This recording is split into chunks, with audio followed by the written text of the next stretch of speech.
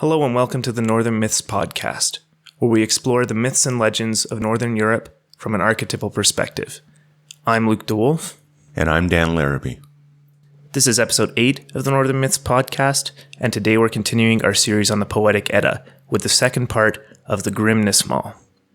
How's it going, Dan? I'm pretty good. How are you, Luke? I'm good. So just to recap from the previous episode, which was the first part of Grimnismal, we had a really interesting story about Odin and Frigg competing with each other for influence. They were competing with each other over the influence of two boys that were the sons of a king, Geirroth and Agnar. Geirroth ended up becoming king in his kingdom, but his brother Agnar was sent away to live in a cave with a troll woman. Yes. was how they put it, which was very cool, obviously. But later on, Geirroth is the king in his kingdom, and he has a son named Agnar, which is after his brother. Odin went to see Geirroth because Frigg made the really insulting insinuation that he might not exactly be hospitable.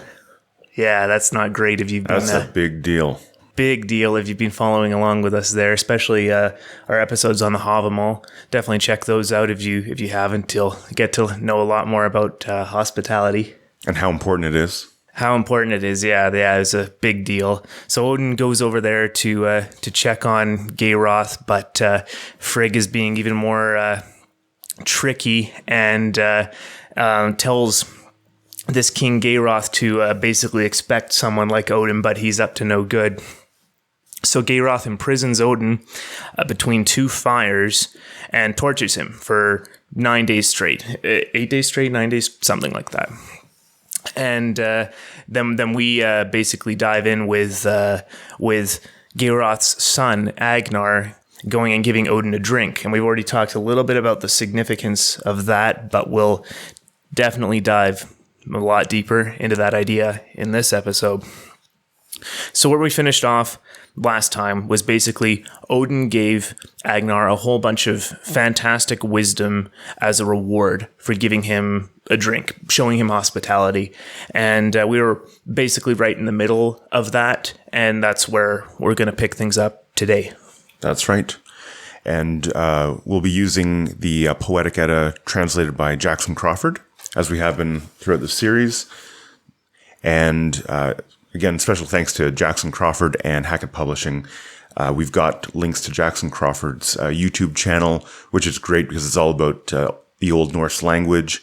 And we highly recommend checking it out because it's a great resource for learning about Norse mythology and all that kind of stuff. So definitely check that out. Absolutely. So thank you again to them. And if you want to follow along, again, the link to pick the book up on Amazon is right below. So please do follow along. We've been getting some feedback that's like that works. So that's a good thing to do. So yeah. And maybe just to give you a little bit of a preview of what's going to come up in this episode, we got some really cool things. Odin's going to keep on dropping that wisdom, and we're going to be talking a lot about Valhalla today. So that's a big one. I think everyone's probably heard of Valhalla, the Hall of Odin. You know, that's a really cool place there. Talked about it a little bit last episode, and by the way, if you haven't listened to the last episode, it would be a good idea to just go back and give that a listen first, because that's you're going to get a lot more of the context out of here. We'll try our best to to bring you along, but check that episode out first, because this is definitely part 2 of 2 parts. Definitely, yes. Talking about Valhalla, then we're also going to talk a lot about Yggdrasil the World Tree. Some really cool ideas there, some good detail about Yggdrasil, so that's going to be really interesting.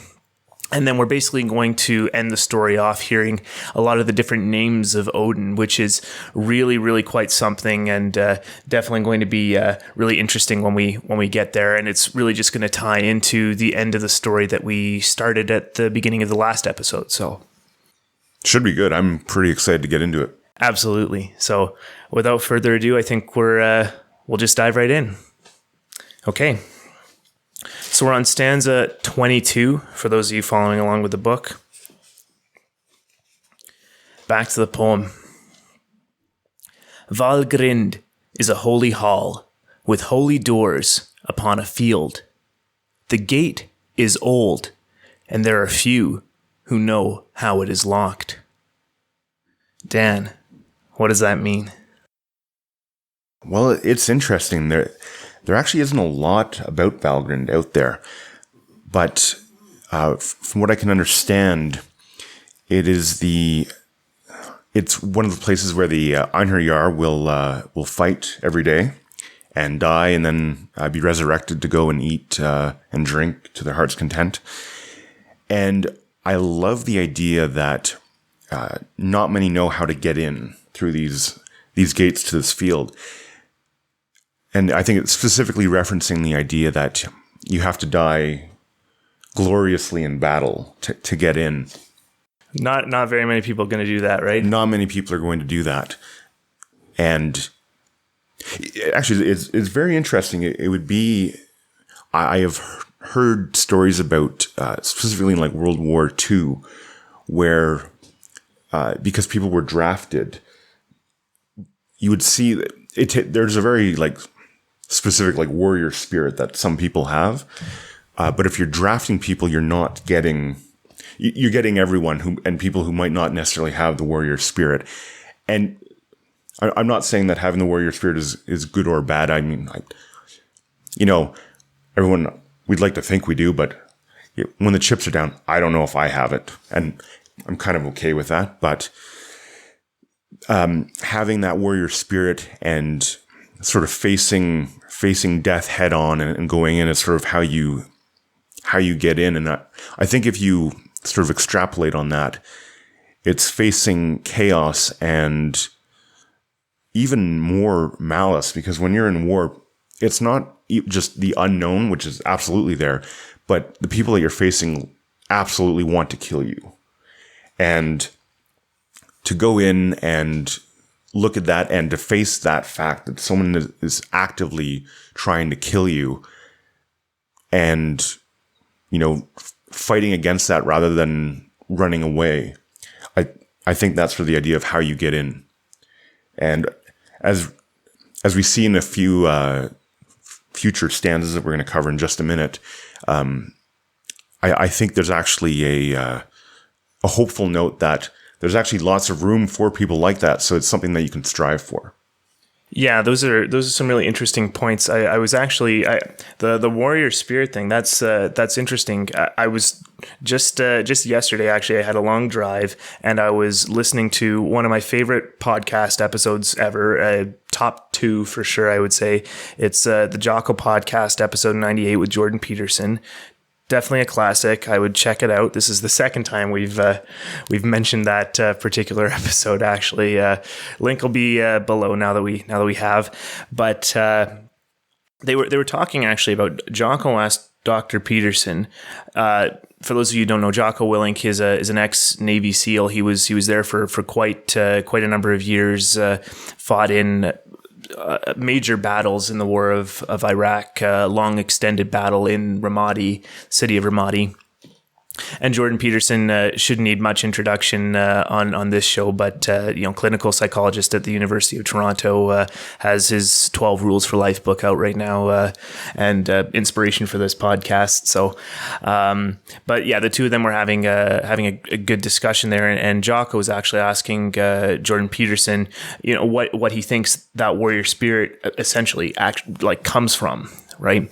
And a lot of this stuff, I think, comes down to, first of all, temperament. That was Jordan Peterson's answer, was that in a lot of ways, this is kind of a temperament thing. There are definitely going to be people who are more inclined in their personality to go in this direction.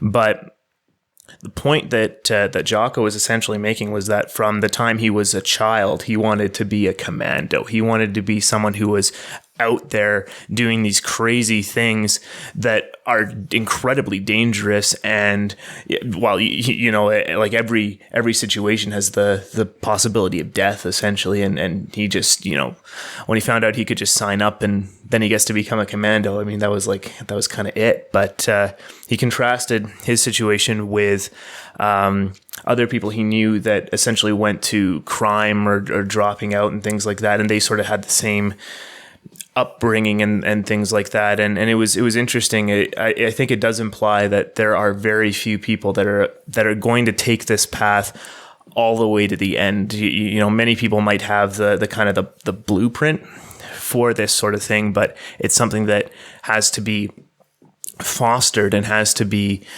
you know, brought into the future. Like, you have to live this way for a fair amount of time. And you know, if you do eventually go this route and die in battle, I mean, that's even fewer people. Not all soldiers obviously die in battle. And so, I mean, it's even fewer. And the way we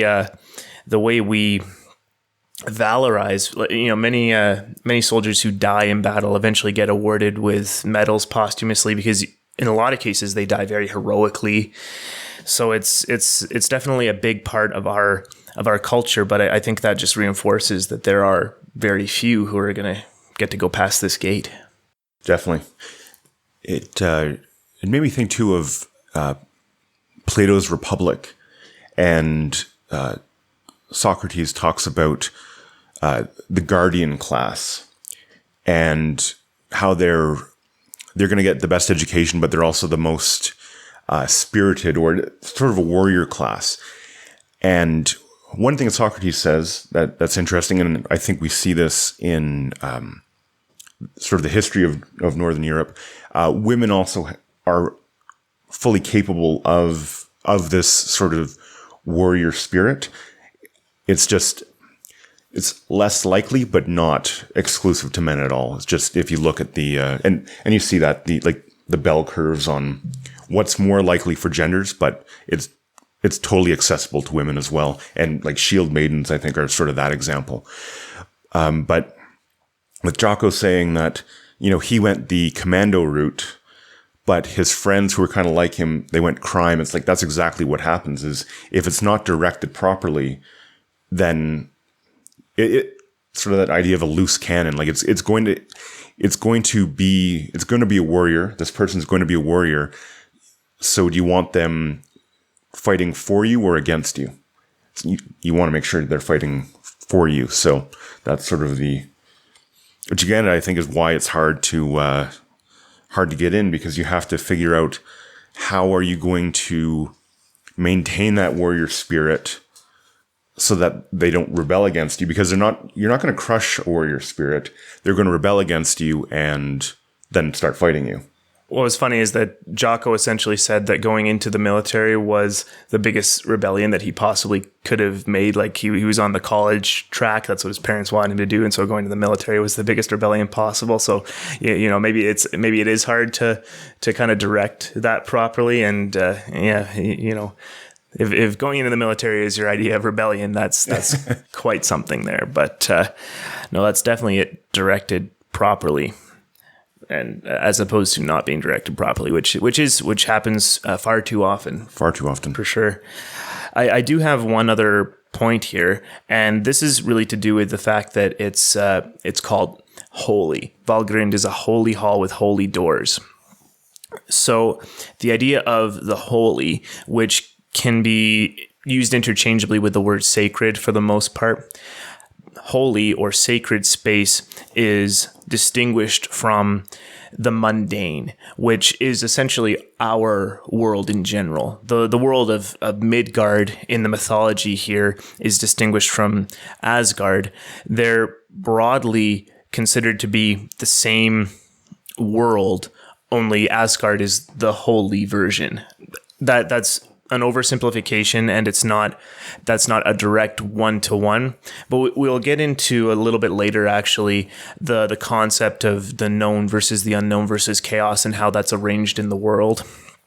And Asgard and Midgard essentially come to the same point.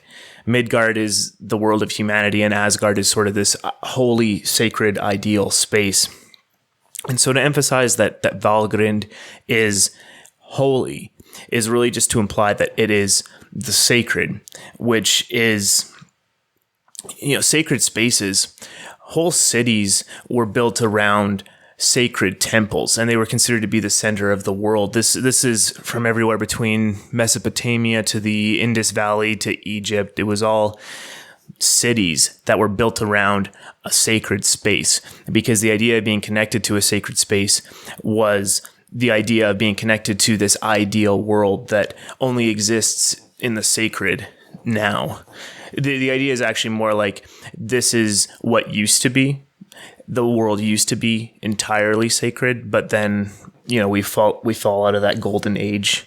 It's interesting idea. If you want to learn more about this, Mircea Eliade has a fantastic book called The Sacred and the Profane, which is I would recommend very highly.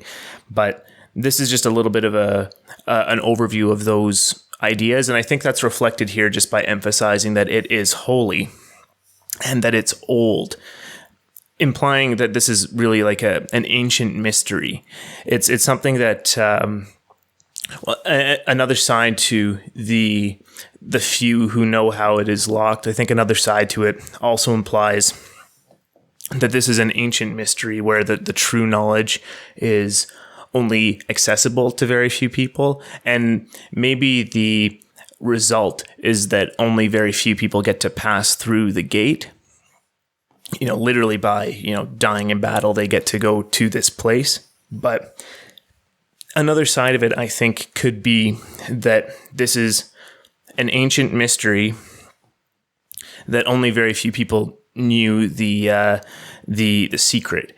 Odin would have been certainly one of them, but the idea of mysteries and sacred spaces, this is very, very old religious ideas that we only really have accessible to us through archaeology.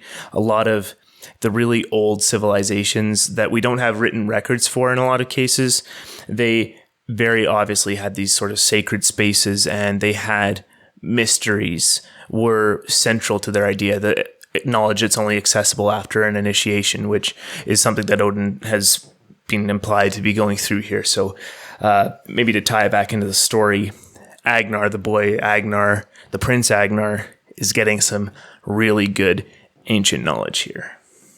Definitely, as a reward for showing hospitality to Odin, which we will definitely be swinging back to frequently as we go through this. Frequently, exactly. I'm ready to move on if you are. Let's do it. Okay. Back to the poem.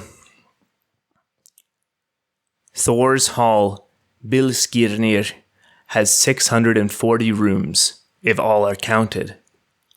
I am certain that of all roofed houses, Thor's is the largest. So, and I'm going to mess up the name again. It's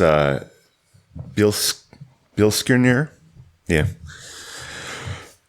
The name translates to lightning crack, which I think is pretty awesome. It's very much in line with Thor being the god of thunder, the thunderer, and the fact that he has the biggest house.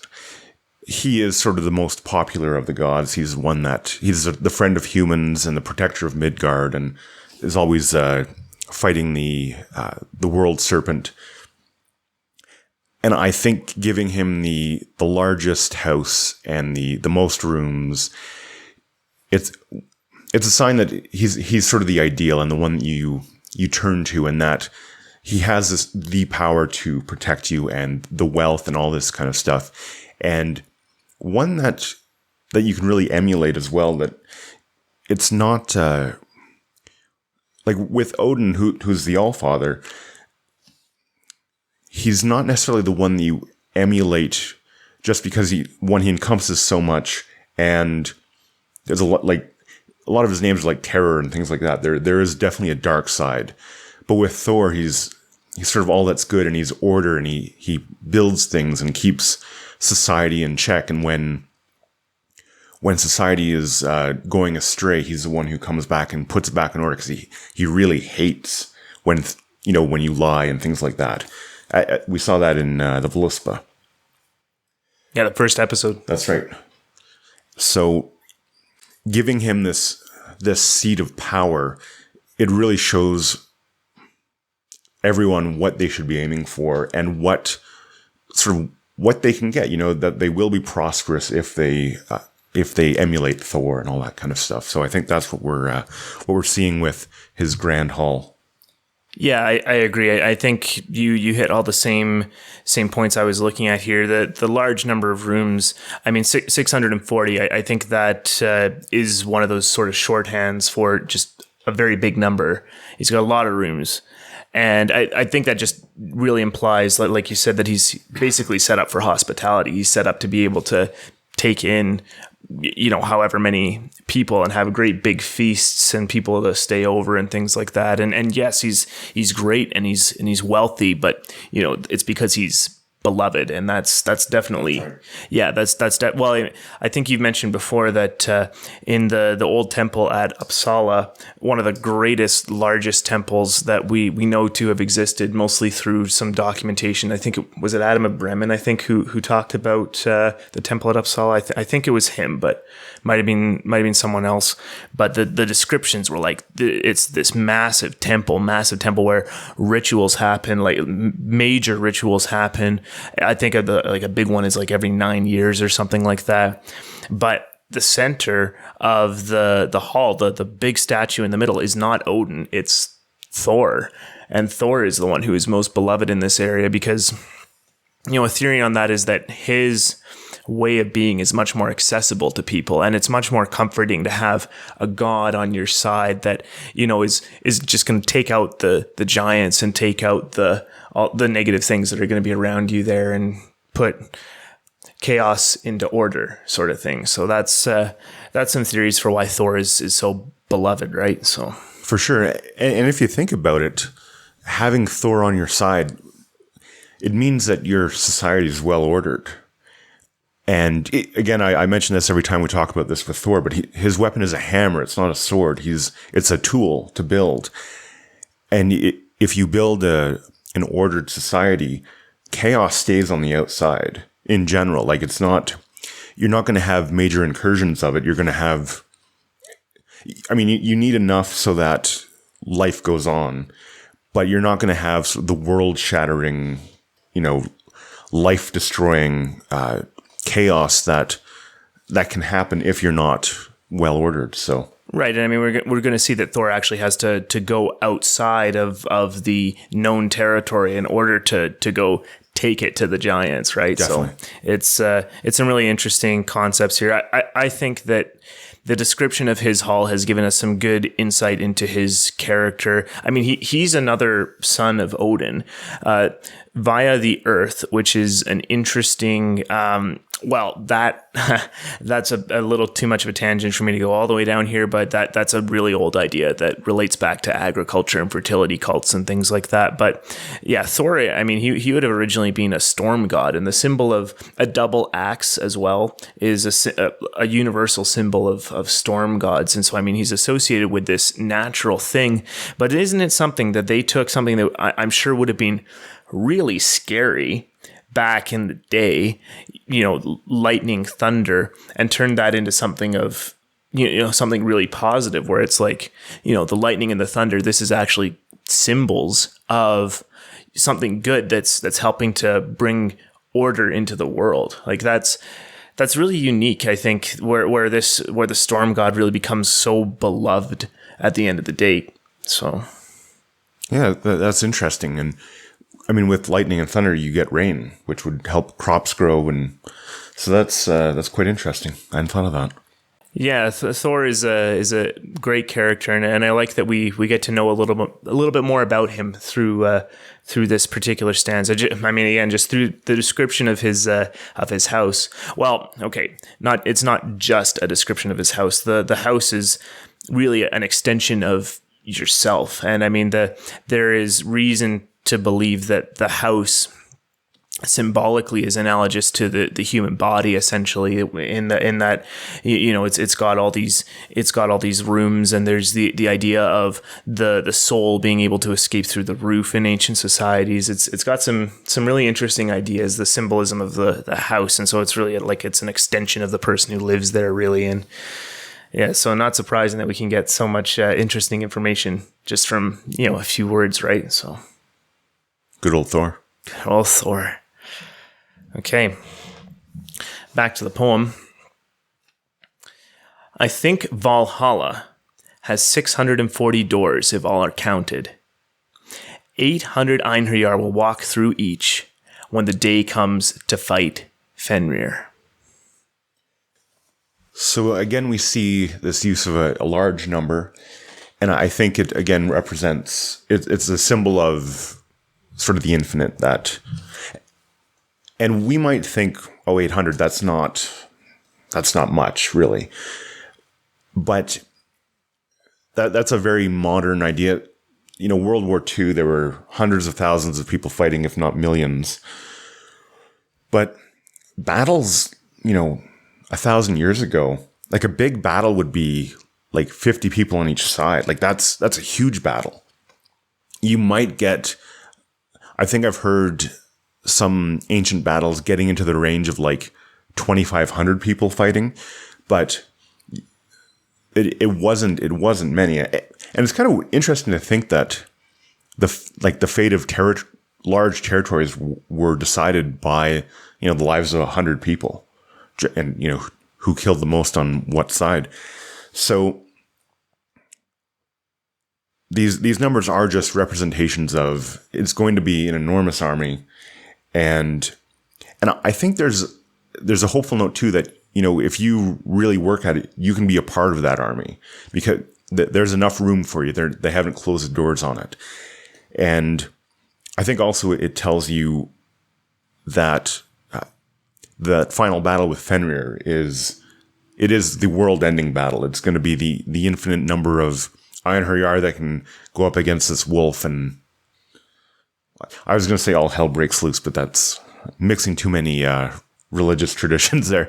But it's just, it gives you the magnitude of Ragnarok and Fenrir and what Fenrir can do. So definitely, and I mean you got it exactly right. Like the large numbers, I don't think this is like, what comes to my mind here with these large numbers is Jehovah's Witnesses have an idea. I forget what I think it's like 144,000 or something like that can get into heaven. That's right. Something like that. And, but the point is they are being exact. They took some numbers from the Bible and got out some formula, and presto, that's the number of people that get to go to heaven.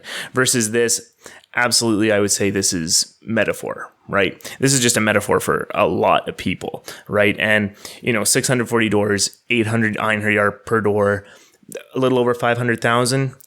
Yeah, that's a big frickin' battle. That is like a huge battle right there. If they're all going to be involved at once, and again, it's just like, basically that's an open-ended number, because I'm sure at the end of the day, like that would have been way too many to even fathom being in one place in one battle, something like that, right? Definitely. And if you think about it, I think about concerts, like big concerts that have like 1 million people there, and you look around and your brain at least gets to see what 1 million people look like. There would have been nothing back then that would have even come close to that, because villages weren't that big. And, you'd go your whole life sort of meeting these people and seeing this sort of number of people. This is definitely shorthand for an enormous amount of people that you can't comprehend. Exactly, an enormous amount at Ragnarok, and this was one of the questions in Vafthrudnismal, right? Yes. The answer was to one of the questions, episode 5, by the way, if you want to check that out. In Vafthrudnismal, one of the questions was, what is the name of the field where Ragnarok is going to take place, something like that, and the answer was, and I forget what the name is, but it was like 100 miles on every side, right? Which, again, another shorthand for just a massive amount of distance. Because can you imagine, like 100 miles? Like that's a long way. Like it takes hours to drive that, even in this day and age. But back then, that would have taken days, weeks? Like how long? Like a long time to, sure, just to cross that, right? So it's the scale of the end of the world is just something I think can't be emphasized enough, because it's like, well, that's catastrophic. Hardly anything is going to survive the end of the world. Ragnarok. This is the end of the large cosmic cycle that we are currently involved in. And what comes out on the other side is going to be renewed and rejuvenated, but everything that didn't make it is going to be gone. And I think it's exactly right to emphasize that this is just a huge moment, and so many people, beings, units of measurement, distance, whatever, huge distances are going to be involved, because this is something that affects everything that exists right now, right? So Absolutely. it's a huge deal. And maybe just to recap, Fenrir is the wolf that is eventually going to kill Odin. He's going to swallow Odin. And I mean, that's a big deal right on its own there as well. Like, Odin is one of the gods who forms the world, creates the world. He is the Allfather. He is the hero, for lack of a better term, of this entire mythological cycle, all of these stories. And he's going to get killed by this wolf. And so I think it's also right here that a shorthand for Ragnarok, or the end of the world, is, going to fight Fenrir, going to fight the wolf that's going to kill the top god, the head of the pantheon, everything like that, right? Definitely. Just to recap that for people. But yeah, is that good for this one? Yeah, I think we can move on. Okay. Back to the poem. There is a goat named Heidrun who stands on Odin's hall and gnaws the limbs of the tree Leirath. That goat fills Valhalla's cups with bright mead from her udders, and that drink will never diminish. So we have this,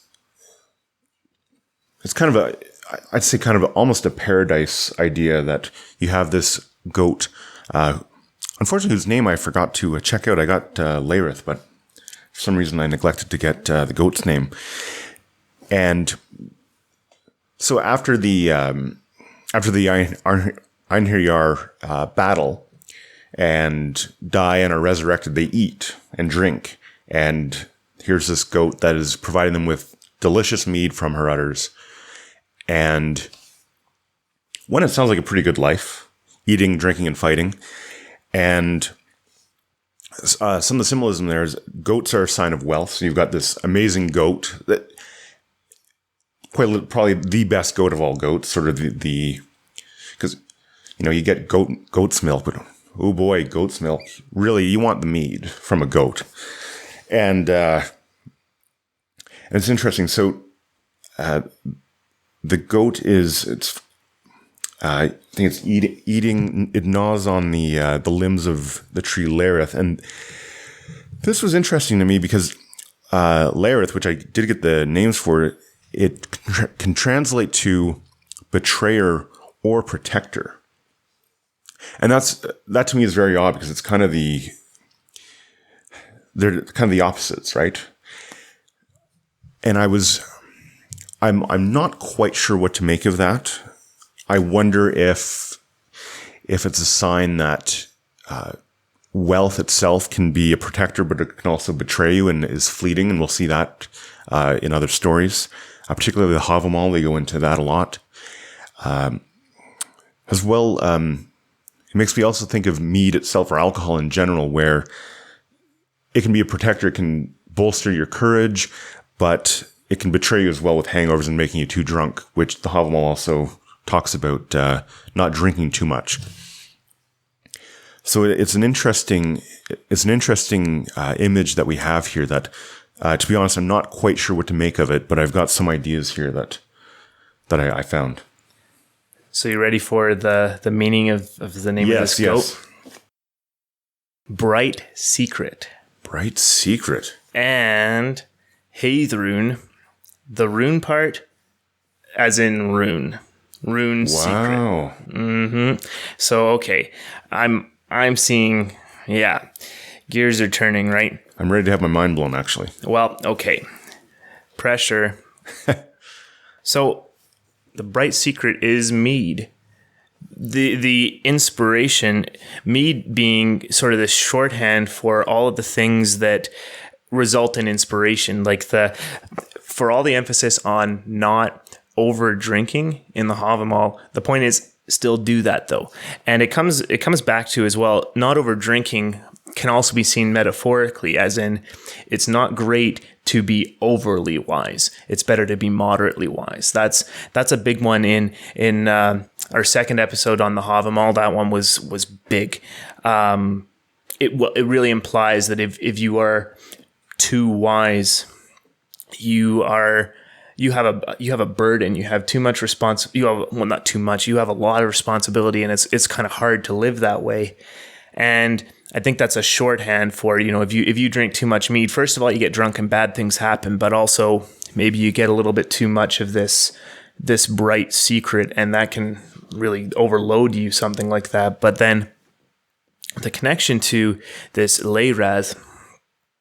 So one theory that I saw that I thought was interesting was that this might be a kenning for Yggdrasil, which, first of all, the meaning kind of still works, because Yggdrasil meaning the steed of Odin, of another name for Odin, Ygg, referring to a sacrifice that we're going to get into that Odin makes to himself, essentially. Being connected directly to the world tree in this way, it sort of, to me, says that you can only get something inspirational, something life-sustaining, something that makes life more enjoyable through the continued disintegration of the world, which that's a heavy idea, I think. For sure. I would just like to say that you did succeed in blowing my mind. So no, that was pretty awesome. And I can see betrayer and protector, especially with, if that is Yggdrasil, and that I can see that symbolism matching up, because it is a protector. It's a tree, like it's your life. It's all the good things, but it's also all the bad things that, and we actually talked about that in the Voluspa as well, where it has the, somehow they figured out the water cycle, and the water of the well of, is it Ymir? Yeah. Yeah. So chaotic water going through the roots and the bark, and then coming out of the leaves as dew.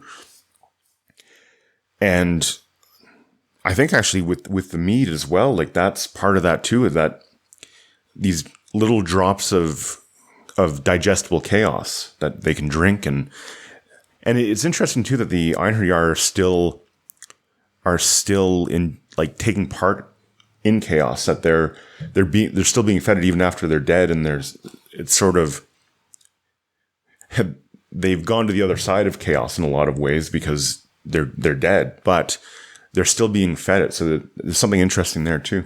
Yeah, chaos in the sense of the potential of it all. Exactly, potential. Yes, right. Because I think in this case it's almost like I like your just a drink of chaos. How do you say it? Digestible chaos. Digestible chaos. Yes. Yeah. I also like the idea that it's sort of like distilled and processed. If that doesn't take things too far, I don't want to exhaust this metaphor. But if the symbolism is there, alcohol, the production of alcohol. I mean, it takes time. It takes a lot of time, and I can see how they would get to that. This is something special and honestly sacred. This is something that is not to be taken lightly. So yeah, one, don't overdrink, but not just for the societal reasons. It takes a long time to make. It takes patience, and it takes constituent elements of the world, basically honey and water, and the naturally occurring yeasts that would have been around. Like they didn't understand how fermentation happened. They just knew that it did, essentially.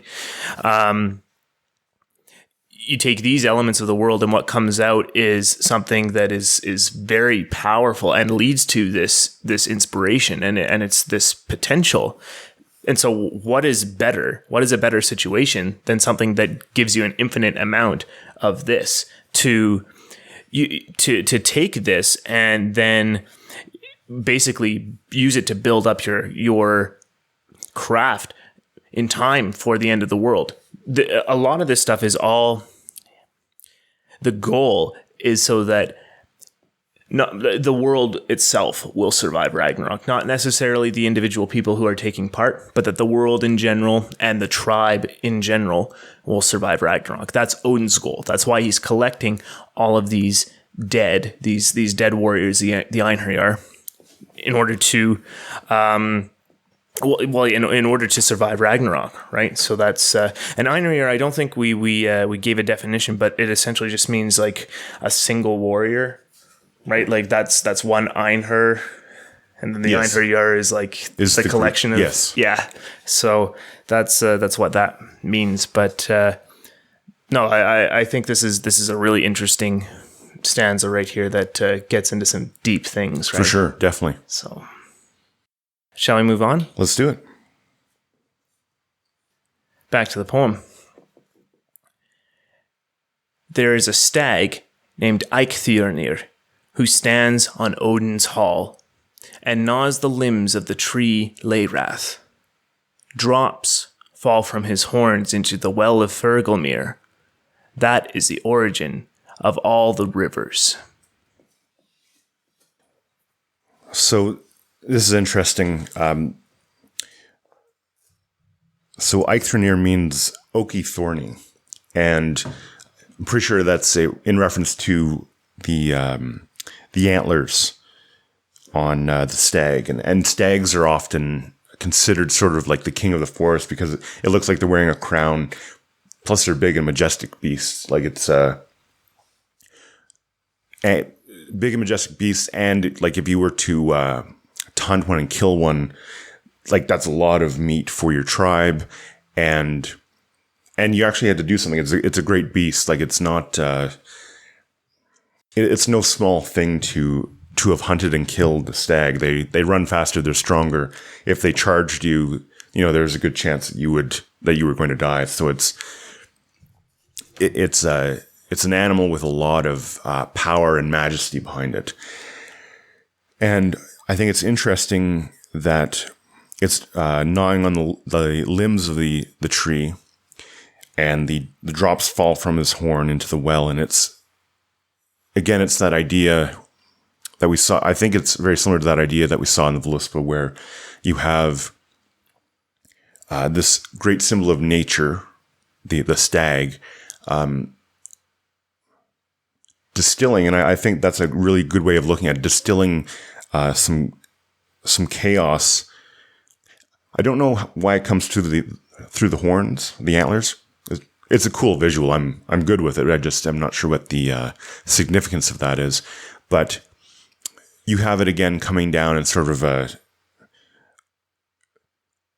it is a digestible format, but it's making rivers. So that's huge.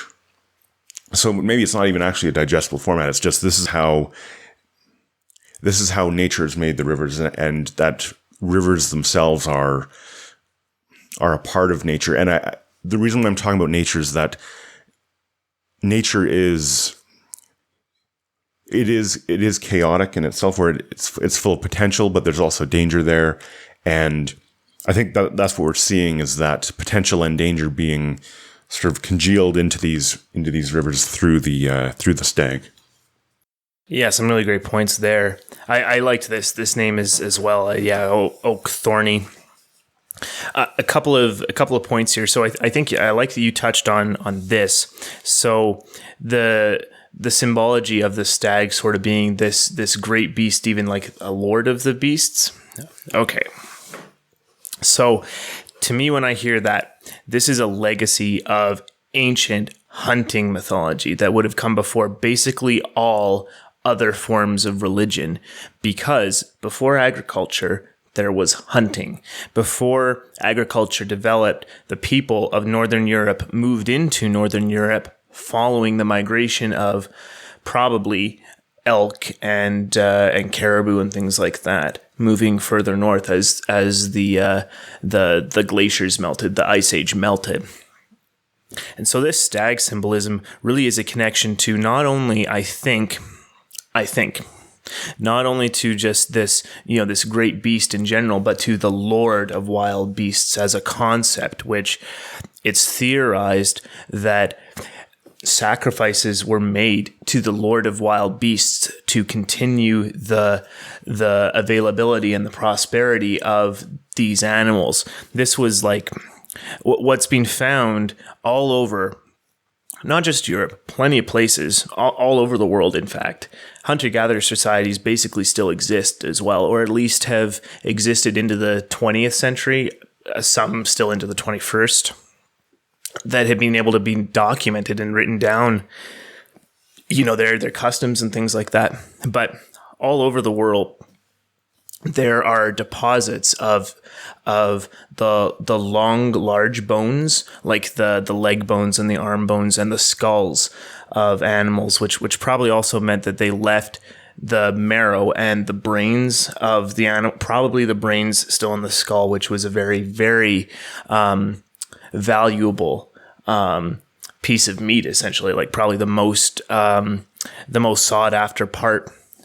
There's enough evidence to suggest that was all sacrificed to the Lord of Wild Beasts to ensure the continuance. And actually the hope was the reincarnation of that particular animal so that they could eventually hunt it again. And the relationship between nature and man was sacred. They bled the same blood as us, as humans. The blood coming out of the animal is the same color.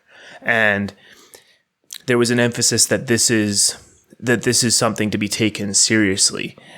And so to tie this all back in, I think there is something too that the stag is an old remnant of something like that. And what is Valhalla? Certainly it's a war hall. We saw in the previous episode that it's got shields all over the walls and the roofs and things like that. But it's also if it's got stags and stuff, like what do you see in like a hunting lodge, for example, like a deer's head? This is a big target. This is something that people are proud to have caught something like this.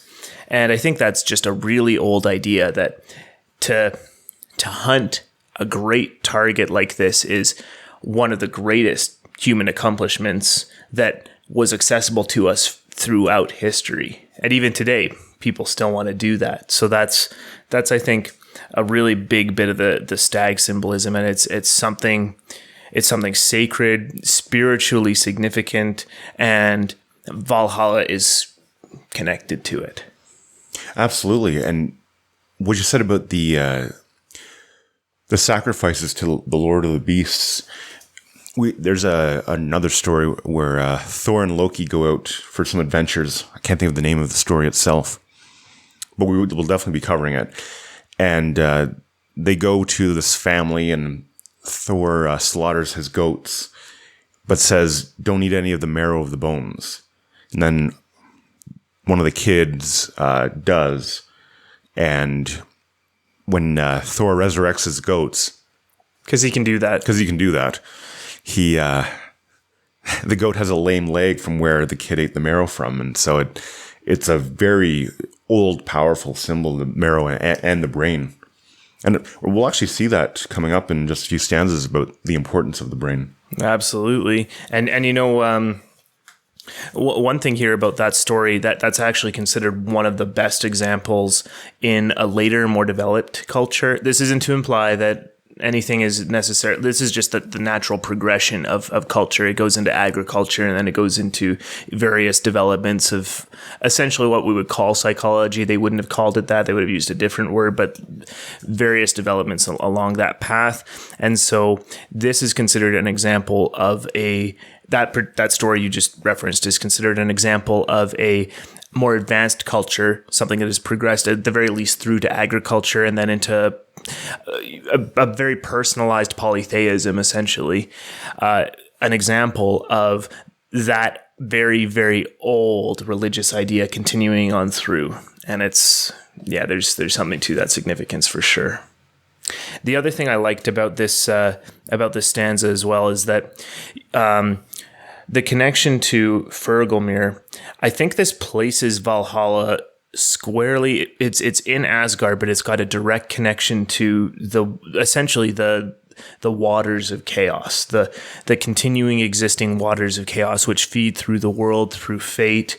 It's interesting. I think the implication is something like Valhalla is directly connected to the fate of the world. The fate of Valhalla is directly connected to the fate of the world as a whole. And, going off the previous stanza as well, the mead comes from the udder of this goat that gnaws on this tree, whether it's Yggdrasil or not. I personally like that interpretation, but then there's this stag who is also gnawing on this tree, and the results kind of go out into fate. So one flows into Valhalla, one flows out of Valhalla, something like that. And I think that it's the connection to fate, chaos, potential, all of those things. And it's that understanding of that which continually boggles me, that conception. Oh, for sure. It also, if you think about it, they're in Valhalla, they're battling, they're warriors, like there isn't really much that is more chaotic and malicious than war. So you're sort of getting like streams of it into Valhalla, probably to feed into it so that they're ready for fighting Fenrir and Surt and all that kind of stuff. So it's really interesting. There's a lot going on here.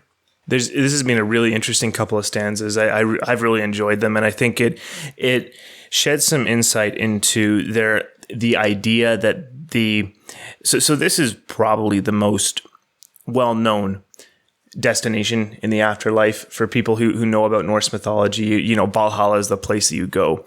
First of all, it's only the place that very few people get to go, right? We've just seen that. But also, it's so connected to the fate of the world. I think there's a responsibility there.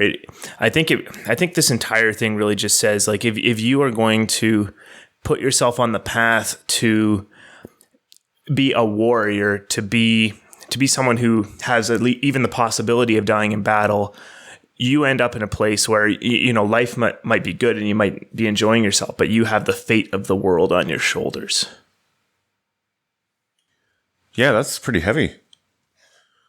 And I mean, if you listen to vets who fought in war, like, you can tell that they feel they're fighting because they do have that weight on their shoulders, and they do those hard things because they're disciplined and will, want to make sure that they win and, sort of follow through on their promise to shoulder these responsibilities. Exactly. And that I think there's a romantic notion that, if you're into Vikings and stuff like that, that you might want to go to Valhalla at the end of the day there. But I don't know, man, these verses here, there's some heavy implications about going there. I don't think it's necessarily the place that many people would want to set their life up to. And maybe that's important too. Maybe that's an important distinction here, is that, so not everyone is going to get there, but it's only going to be people who are placing themselves on a certain trajectory that are even going to get the chance of getting to go here. And the implication, I think, is something like, be very careful if you set yourself on this path. But we absolutely need the people who do this stuff, right? Definitely. Because the implication is, if there's not enough of these people in Valhalla, we might not survive the end of the world. So there's a lot of layers to this. It's not necessarily saying like, okay, this is what everyone should be striving for, because that sounds like it's going to be a pretty tough time. You got to die in battle. But the world needs these people as well. So definitely, it's basically, you've got to die in battle to get the privilege of dying at Ragnarok and fighting off. But you do get all the mead you want. So no. Exactly. Yeah. Choices. That was quite a bit on that. Shall we move on? Let's do it. Back to the poem. Stanzas 27 and 28. The rivers Sith and Vith, Saiken and Aiken, Svol and Gunthro, Hjorm and Fimbulthul, Rhine and Renlandi, Gipul and Gopul, Gomul and Geirvomul, Sun and Vin, Thol and Hol. These conceal the gods' riches. Another river is Vina, another Vegsvin, a third is Thothnuma, and also Nut and Not, Non and Hran, Slith and Hrith, Sulg and Ulg, Vith and Von, Vond and Strand, Gjol and Leipt. These rivers flow near the men who die and go to hell. So, we have one stanza that talks about the rivers that conceal the gods' riches, and another river that flows near the men who die and go to hell. And I actually love these two stanzas because it's so archetypal. You have the gods' riches, their treasures, surrounded by these, rivers, basically bands of the unknown, that if you want to access the riches, you have to traverse. And it's very similar to the idea of going in to fight the dragon. The dragon, of course, it holds its hoard of treasure, and if you want that treasure, you have to go in and slay it. Well, actually, they don't mention dragons in this, but there's a lot of ideas around sea serpents and like the Midgard snake and all that kind of stuff. So the idea of rivers having serpents in them it wouldn't be foreign to them, that it would be one of the dangers that they would be expecting to face in the river.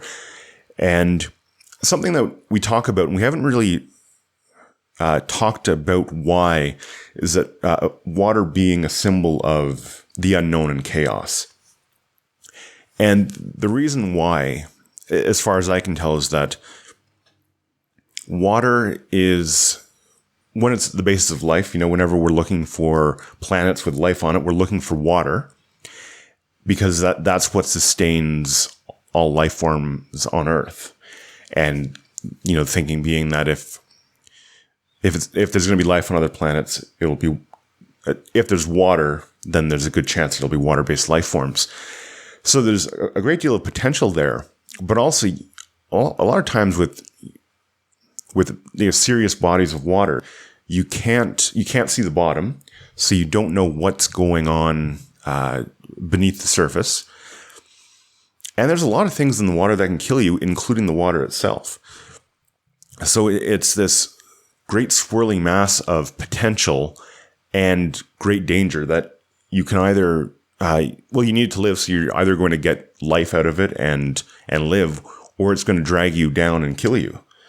And so the symbol of it, using the water as a symbol of the unknown and having to traverse that, you're going through all those obstacles with the hope that there's something life-giving at the other end, which would be the riches of the gods.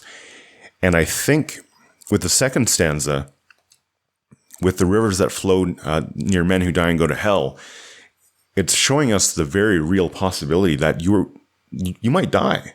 And it's not even a might, it's kind of a 50-50, like you might die. Even, I think I've said this a few times with in regards to water, but like when Navy SEALs are training and their deal is water, whenever they're in the water, they consider it basically like a live ammunition practice, because they might die, and people do die in training, and it's people who are well trained and like the toughest of the tough, but once they get into the water, it's serious.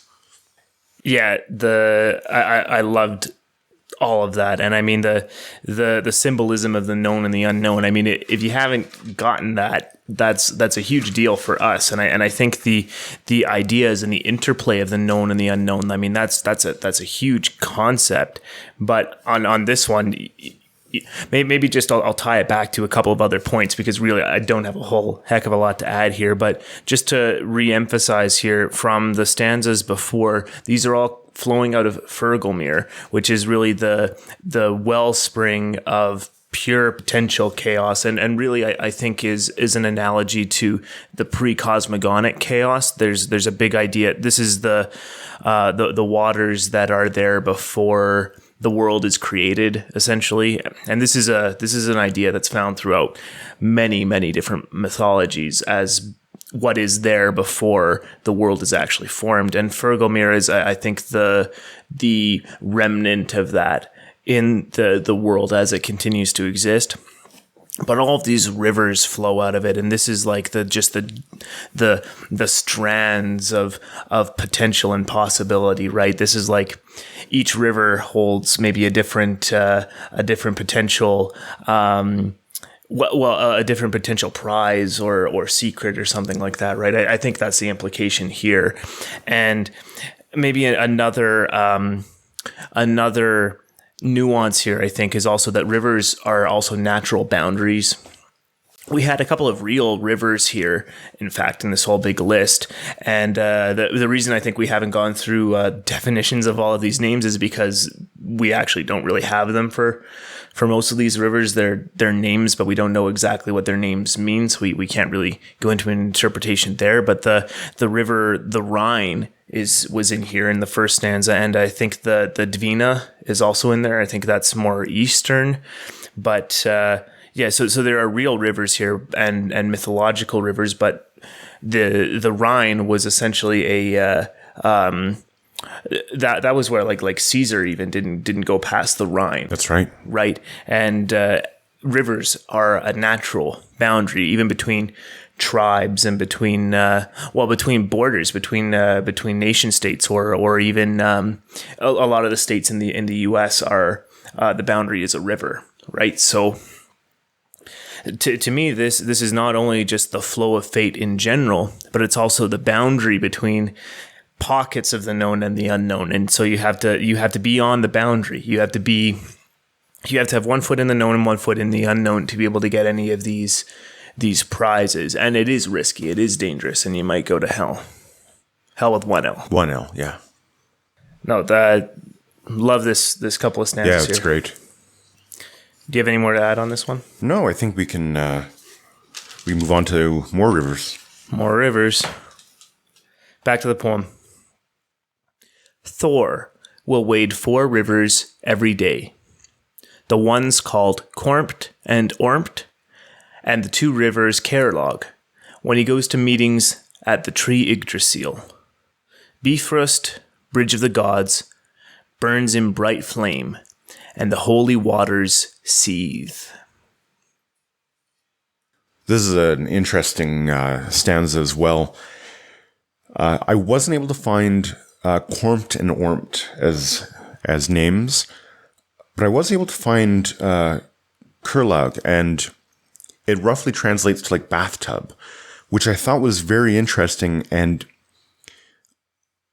it actually made sense to me when I thought about it. When he's traversing those 2 rivers, when he goes to meetings at the tree Yggdrasil, and I was wondering if he's basically bathing before he's going to like important meetings, sort of almost a ritualistic cleansing that. So that's sort of where I went with that,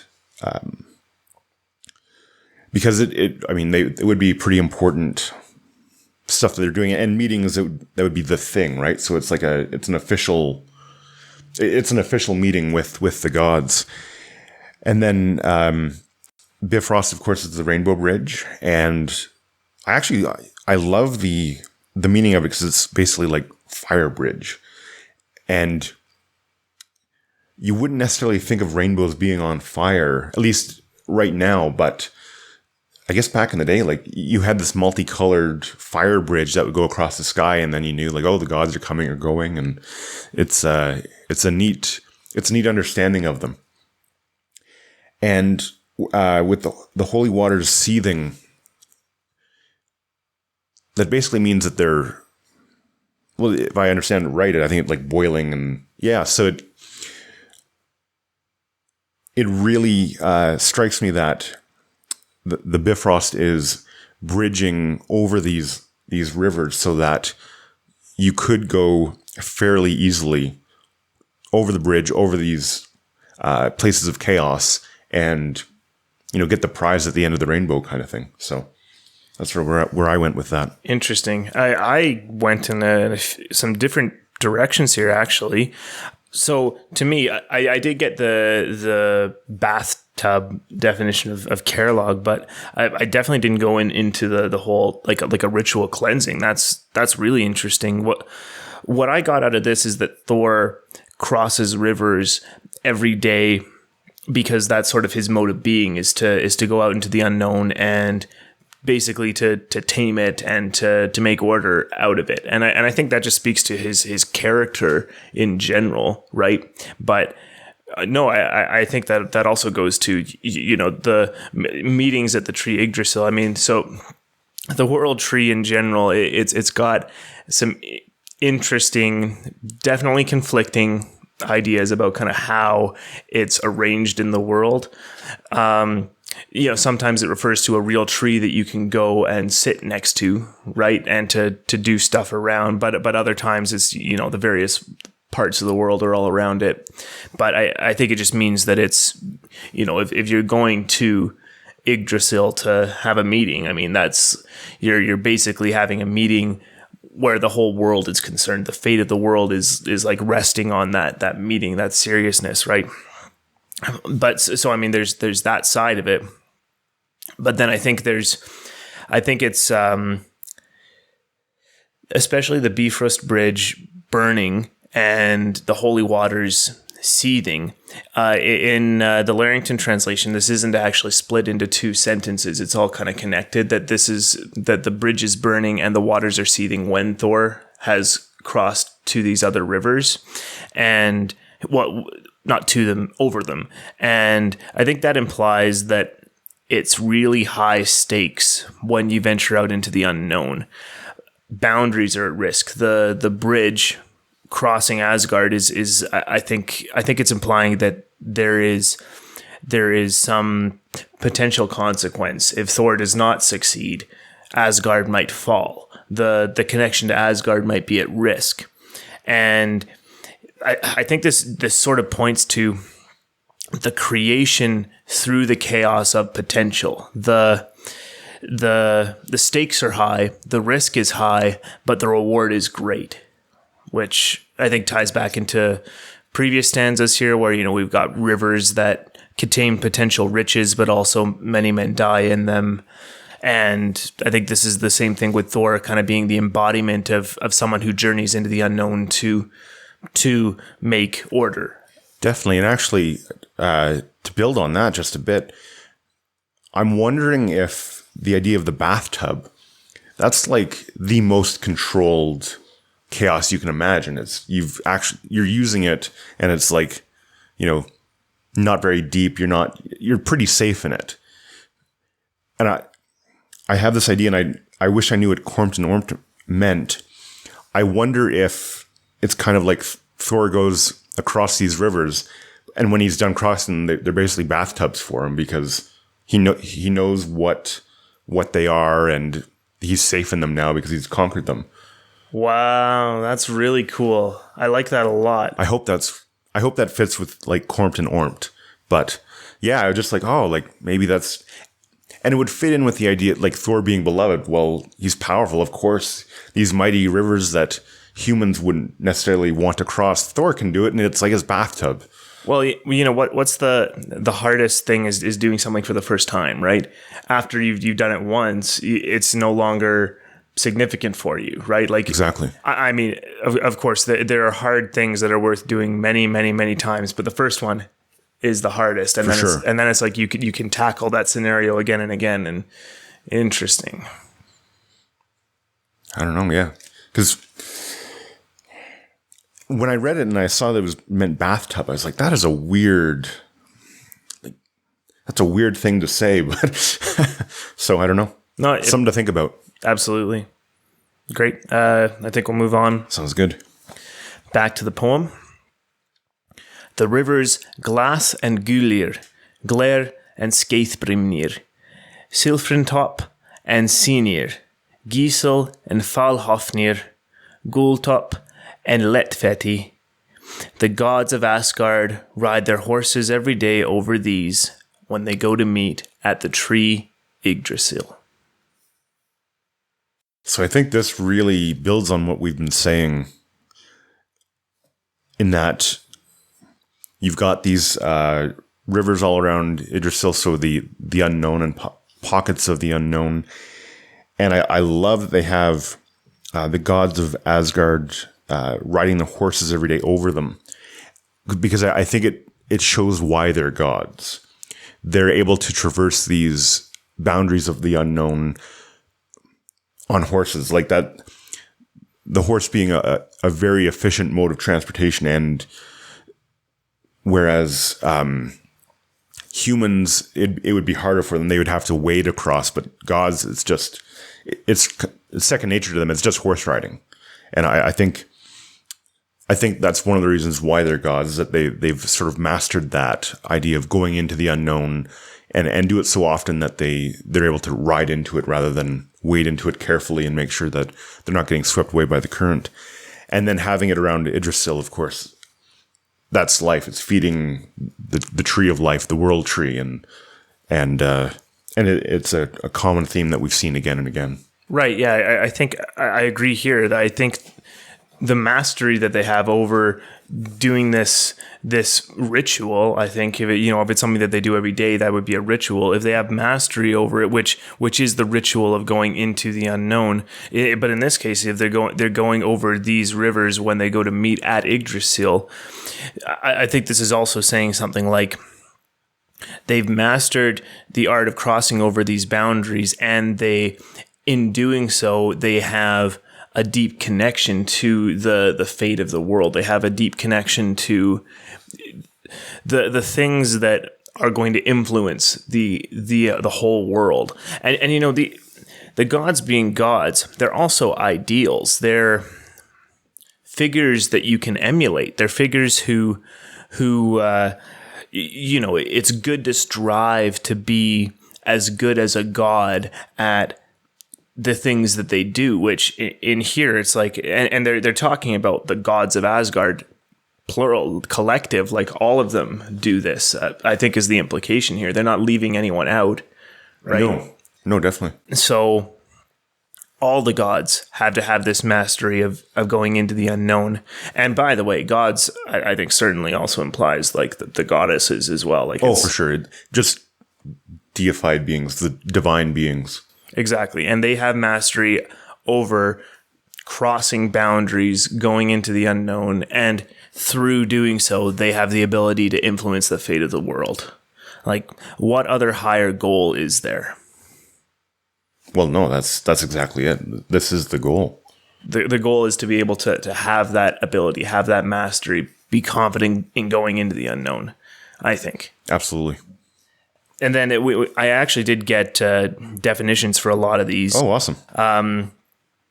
Glad, golden, silver tuft, hidden hoof, gold tuft, lightfoot. None of these are dark names. No. And I think the implication is something like you go over something, the boundaries separating the world tree from the rest of the world, that they are actually good things. Like it's a good thing to be able to transcend that. You're not going over some bad sounding river into the underworld. You're going over a positive river into, I think this has implications of being a sacred space, actually, is more what this really is like, this is at the very least, the positive imagery to me sort of says that you're passing into a sacred space. There's solemnity, there's seriousness in doing so. It's a good thing, but it's also it's also a sacred ritual act to do that. So I like that a lot, definitely. Yeah, big stanza, right? Big stanza. And it's not going to get any less big. No. Back to the poem. Beneath the tree Yggdrasil are 3 roots, which grow in 3 directions. Hell is beneath one. Jotunheim is beneath another. Midgard is beneath the third. So here we very clearly have like death being hell, chaos and the unknown in Jotunheim, and then Midgard, which is basically where we live, and it's kind of the known area, and it's as the roots of Yggdrasil. I think, of course it is, because those are kind of your options. You're in the known, you've got the unknown, and then you die. Where you go, you go where you after you die. So it it just strikes me how they're able to differentiate between these things, because the Jotunheim isn't certain death, and in a lot of stories they get great things from Jotunheim, including additions to their pantheon. So that they get literally like the best things from Jotunheim. But it is unknown. They also go there to kill giants and trolls and get attacked from there. So I just love the division that they have of the world, and how the world tree, the roots are in it. So it's just it really showing you what life is made up of. It's made up of the world around you that you understand and know. Death, because we are all going to die, and then sort of in between that is the unknown, just everything else. Yeah, we've touched on this concept before, especially I think it was the second episode on the Voluspa, I think was where we really dug into this one, and that was through the context of the various wells. That's right. And the roots of the world tree as well. I mean, it gets into the same idea. What do the roots of a tree do? They collect water, and then the water flows into the tree, and then it waters itself, and the cycle of water, of fate, everything like that. That's all connected here. And the three roots of the world tree are also connected to the three wells that come out of the world tree here. Hell, in a lot of cases, it's said to overlap with Niflhel and Niflheim. They're different worlds of the world tree. They're distinct in the nine worlds. Helheim is its own place, Niflheim is its own place, but they're often referred to in the shorthand of Niflhel. And really that just implies location and proximity. And Hvergelmir is in Niflheim. That's what I was kind of getting at there. That's the first wellspring of essentially this pre-cosmogonic chaos, right?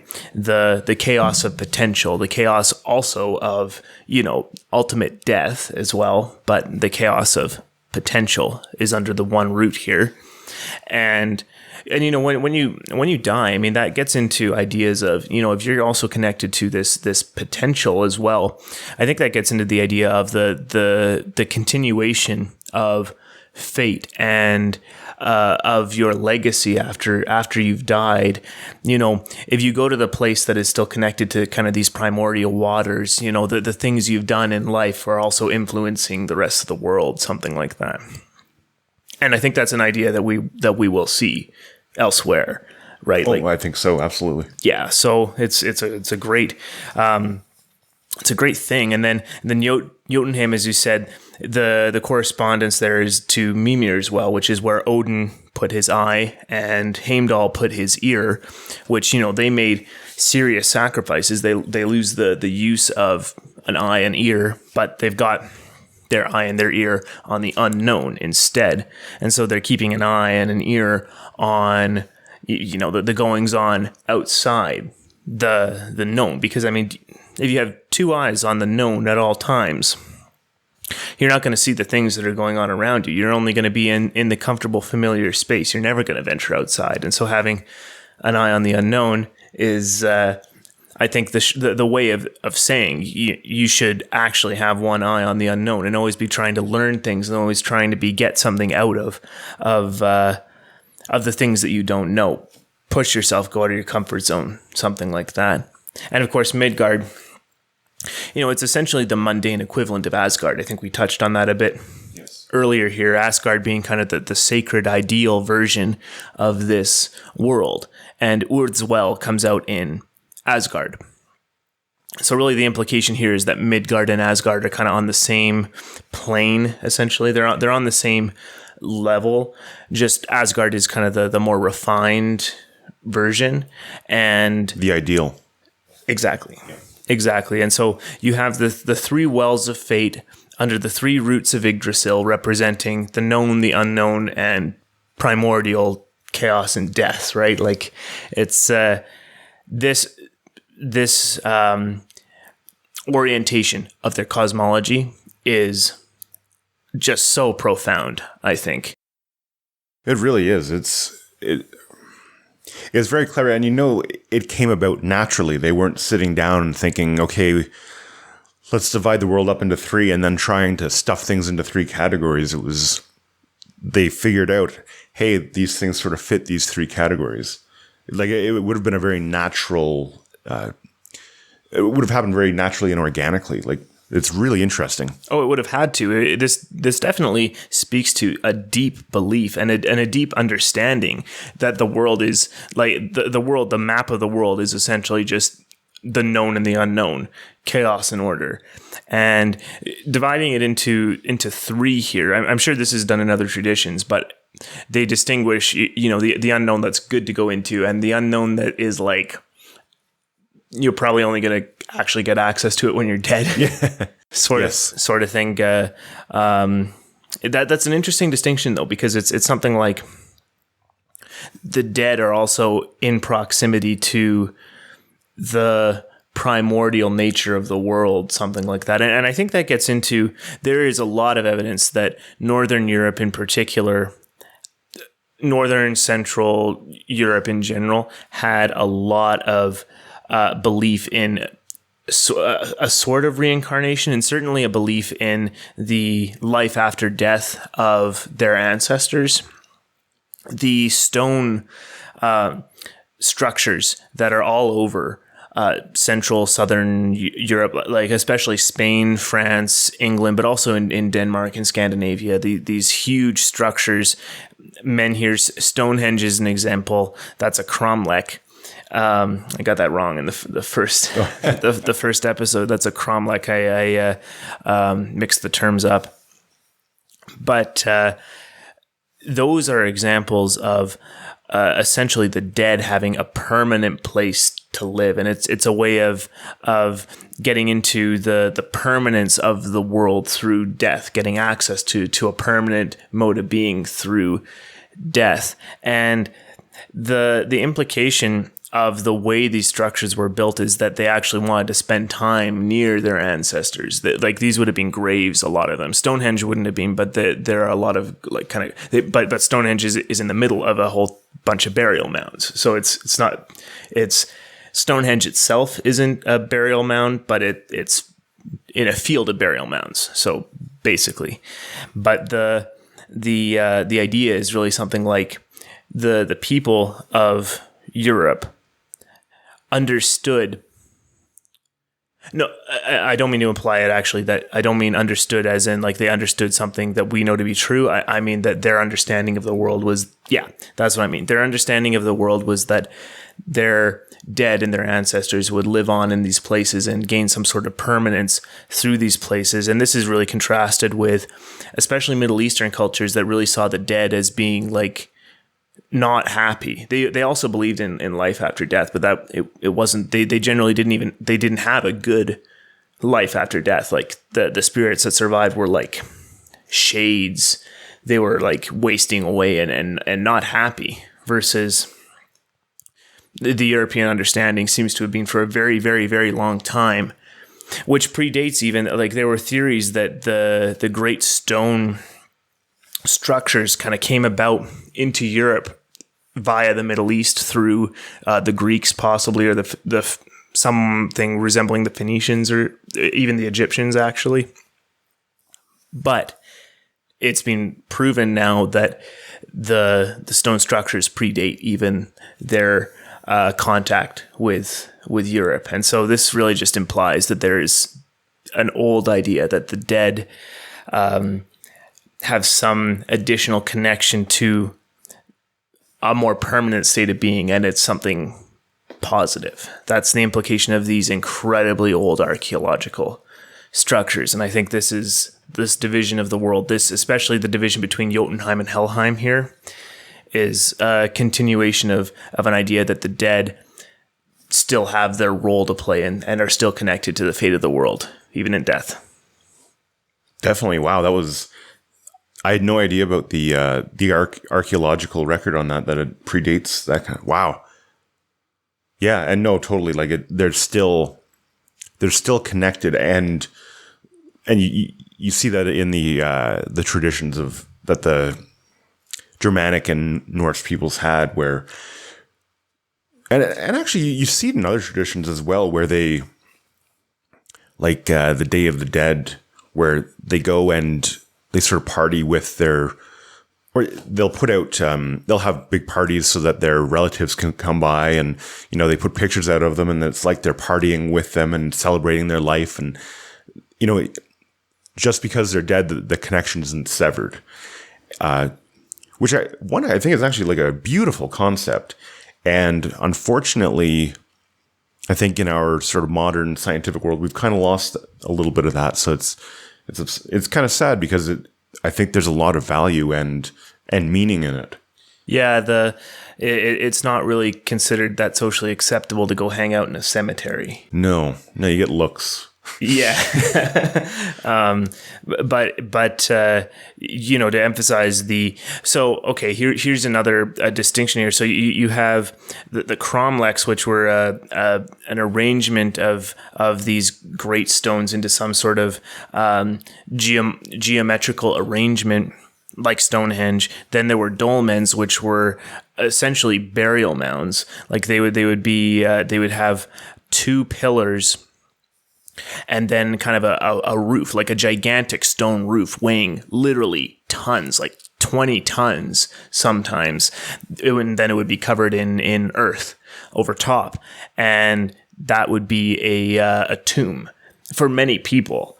And there would be paintings on the inside of these things that just implied a huge connection here. But then there's a third, menhirs, which are just large stones that stood on their own. And Easter Island heads, for example, are actually like a really similar concept, where they're just basically like a large stone, singular in some cases, and others like with a lot of different ones, but they have a human face on them. And the theory is that these menhirs are actually basically portals for the dead to come out from their tombs, and then they can live in these menhirs and actually be a part of the world. And then it turns into a connection to fertility. So a menhir, a big stone sticking up, does that remind anyone of anything that sticks up sometimes? And apparently, especially in France, women would go when they want to have a baby, and they would go sit on top of these menhirs or grind their abdomens against them. Wow, I had no idea about this. That's fascinating. And of course, like, it all makes sense. Like, it just, like the menhirs, of course, it's a sign of fertility. It's a phallic symbol sticking out of Mother Earth. Like, you don't get more explicit than that, really. But also the connection with ancestors and fertility. Like, you're there because you have ancestors. And if they were blessed with fertility so that you could be there, why wouldn't you want descendants? So yeah, that is that's awesome. Yeah, this archaeological stuff, I love it, and I think it all ties into this conception of the world in general, right? It ties into the conception of the world as being divided into these different realms, right? But that like you said, it's not something that they would have sat down and made a decision about. It would have organically come out of it, which is why I think that the archaeological record that we have, we can tie it into the mythologies that we know about, right? Because the things that have survived for literally thousands of years, like some of this stuff is like 8,000 years old or even more than that. those are the things that are going to continue on through history. Those are the things that are going to be remembered. And the division of the world, that's not something that is going to change very quickly or very easily. It's entirely possible that this conception of the world is just as old, if not older, than these great stones. And the understanding, and especially the understanding of the dead, I think is really interesting. And it's not unique in the world. This isn't the only place where this kind of happens. And actually there are stones, like great stone civilizations all over the world, but there's implications of something really interesting and really unique, especially when it's in the mythology as well, when the mythology that comes out of it is also relatively unique. So yeah, I love this stuff. Yeah, that's amazing. Just think about the age of the ideas. If you think about sacrifice and how long it took for sacrifice to go from, giving up things that were important, so animals that you could have eaten, then people that you knew and loved, to finally now we have this abstraction of it, like, you give up eating something so that you get this outcome kind of thing. To get to that point, even just erecting stones, like, what did they have to get through to get there? And then, I mean, we really haven't even, we haven't moved too far from stones. I mean, grave headstones are exactly this. So this is an old, ancient idea. Absolutely. That's wild. Yeah. And tying that into the formation of the world, the way the world is conceived. I mean, this is the world tree. This is connected to all the wells of fate. This is quite something. This is a good stanza. It's a very good stanza. Yeah. And I mean, and what's funny is there's not a lot to it, but it gets into the deepest understandings of the world. So there you go. I think that might be enough of this one. Sounds good. And we're actually going to do 4 in a row now. They're all quite related, and it's a lot of detail about Yggdrasil. And so, I mean, we've just talked about Yggdrasil for a few minutes here, at least. I wasn't keeping track. I think we were on that one for a while, though. And we get to hear about some more detail about Yggdrasil now. So back to the poem, stanzas 32 through 35. A squirrel is named Ratatosk. He runs along the trunk of Yggdrasil. He takes the words of the eagle, tells his insults to Nidhogg below. There are 4 deer who stretch out their necks and eat the leaves of Yggdrasil. Dane and Dvalin, Dunir and Darathror. No fool has ever guessed how many serpents lie beneath Yggdrasil. I think that Goin and Moin, Grabak and Grathvoluth, Ofnir and Svafnir, sons of the snake Grafvitnir, will always gnaw that tree's roots.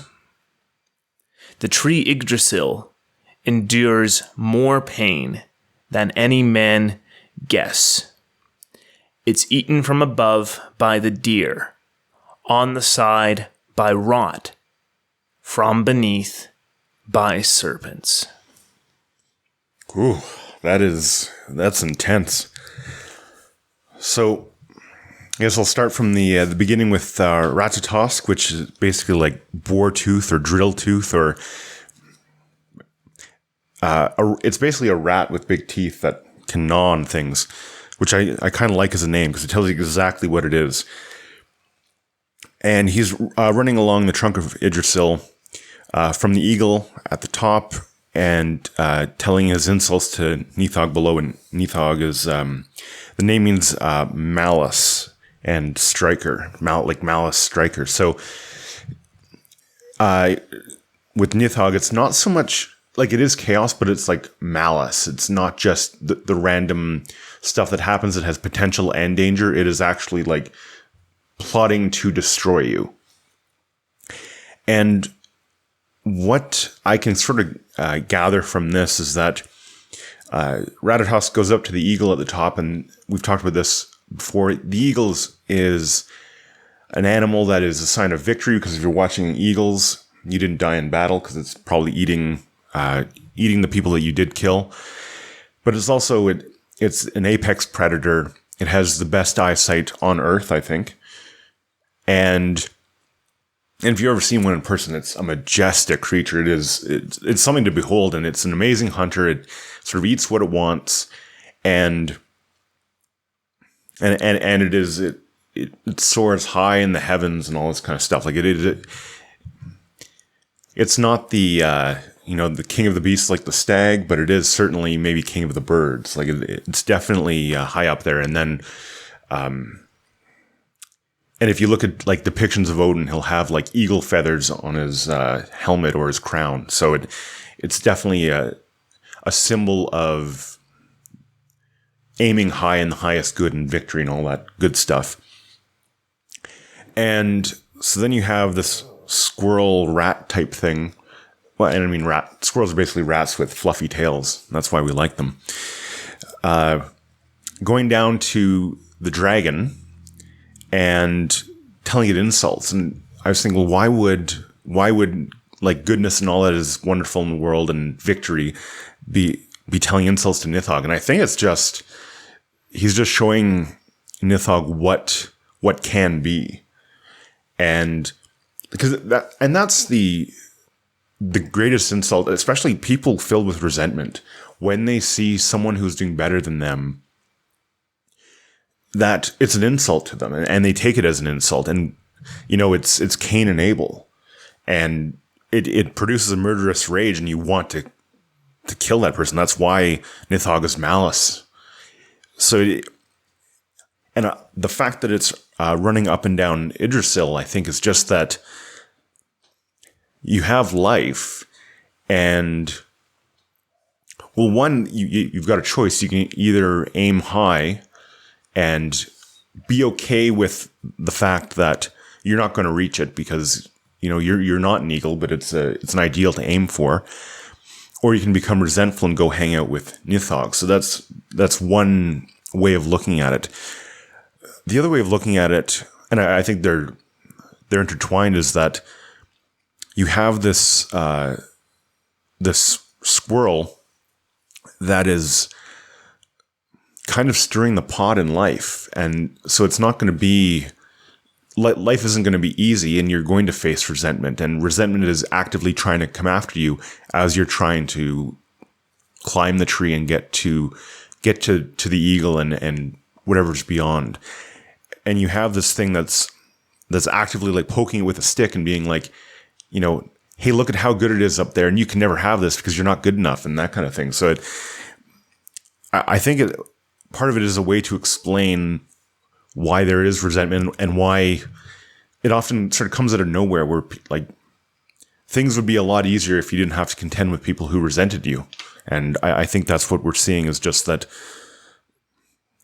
it's a part of life, and if you can accept that, you can deal with it.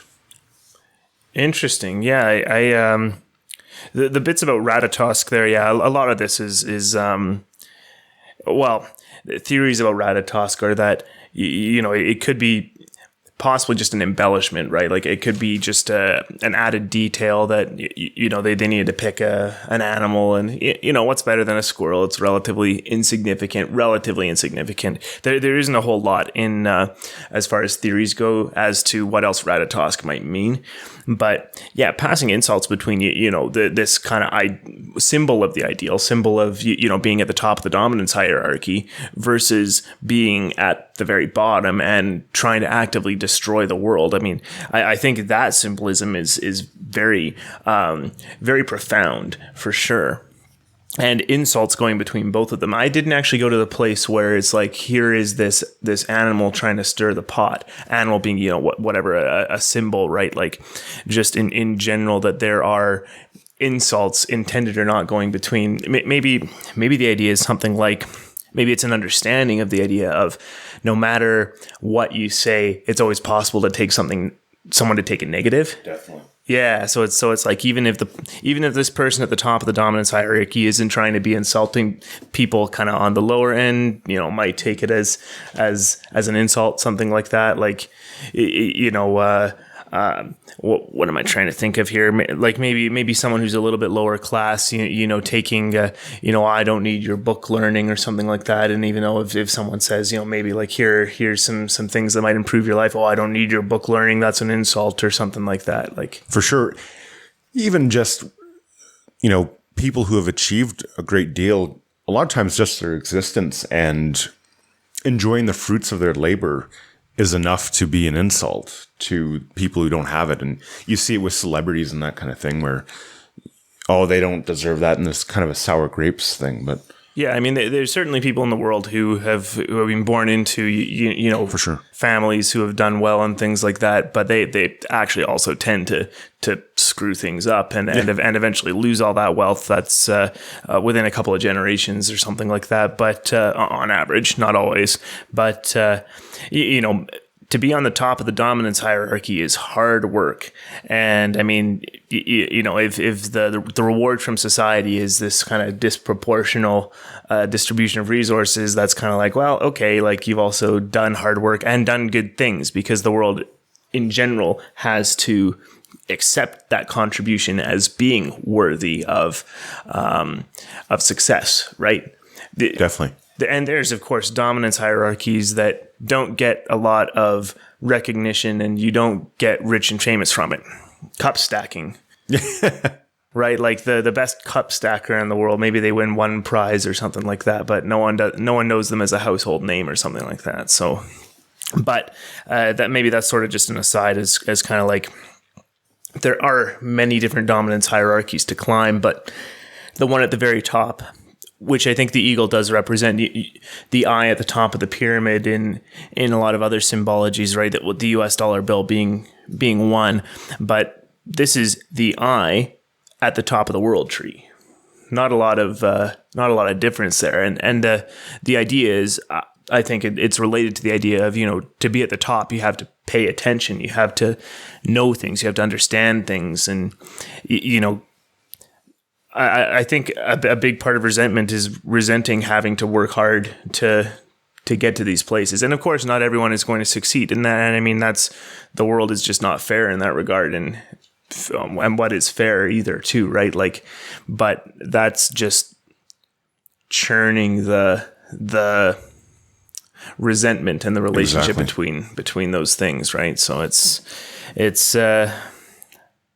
hard. It's a hard concept, and it definitely it's a continual struggle and interplay between an exemplar of being at the top of the dominance hierarchy. I think implies that you have to be at the top of ordering something. Like the top of the dominance hierarchy is one that can order a lot of things very well. It's a symbol of order, I think, right? Definitely. Versus Nidhogg at the bottom, malice. I mean, that's like just pure destruction. That's not implying that that's only people at the bottom of the dominance hierarchy doing that, but it's right that it's at the bottom, and it's a symbol of pure chaos, because malice, resentment, it's chaotic. There's nothing predictable about what someone can do when they're pushed to their limits, right? So, and if they're full of malice and resentment, what they can do, very chaotic. It's murderous. I mean, that's what we see again and again in various mythologies and in life, I would say. Just it can become murderous. So it's no joke, that's for sure. No joke. That's only one of 4 stanzas here. Shall we move on to the 4 deer? Yeah. Do you want me to recap that one? Might as well. Yeah, 33. There are 4 deer who stretch out their necks and eat the leaves of Yggdrasil, Dane and Dvalin, Dunir, and Durathror. So I'll go over the names first, and I'm getting this from a man named Finnur Magnusson, who was writing in 1824. And he says Dane is the dead one, Dvalin is the unconscious one, Dunir is thundering in ear, and Durathror is thriving slumber, and he looks at them as types of wind. And they actually share a lot of some names with the dwarves that we saw in the Völuspá with the cardinal directions. And this particular stanza, they believe, was put in at a later date.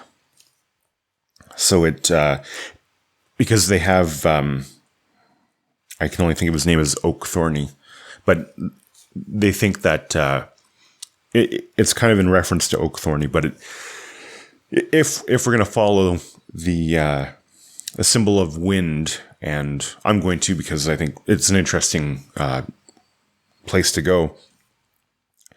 You've got like a wind of just like no wind at all, which is the dead one, an unconscious one, so it's kind of a calm wind, like more like a breeze. Thundering in ears, like that howling crazy wind, and then thriving slumbers, snoring, which I thought was fascinating. Like that they would, like it is wind, but you wouldn't really think of it.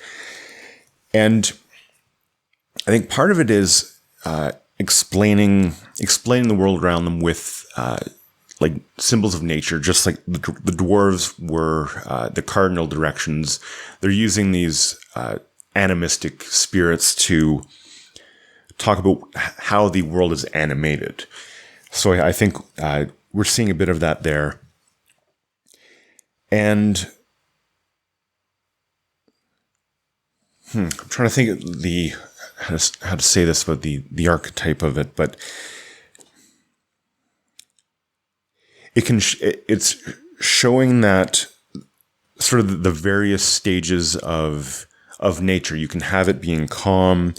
You can have it, you can just sort of not have nature present in a major way. But then there's also the thundering in the ear and thriving slumber and sleeping, which is also, an important part of nature, especially human nature. We need to sleep. But like, I think of thundering in the ear, that's like if you've ever been, and I haven't been, well, that's not true. I haven't been chased by a bear, but I have come a lot closer to a bear than I wanted to. And anytime you're in a situation like that, you get that thundering in your ear with the blood pumping, and it's because like the dangerous side of nature has come too close to you, and you're like, oh crap, I need to get inside. And the calm one, that's when you see like you're in nature and it's all lovely, and the deer are galloping through the meadows, and you hear that famous piece of classical music and all that kind of stuff.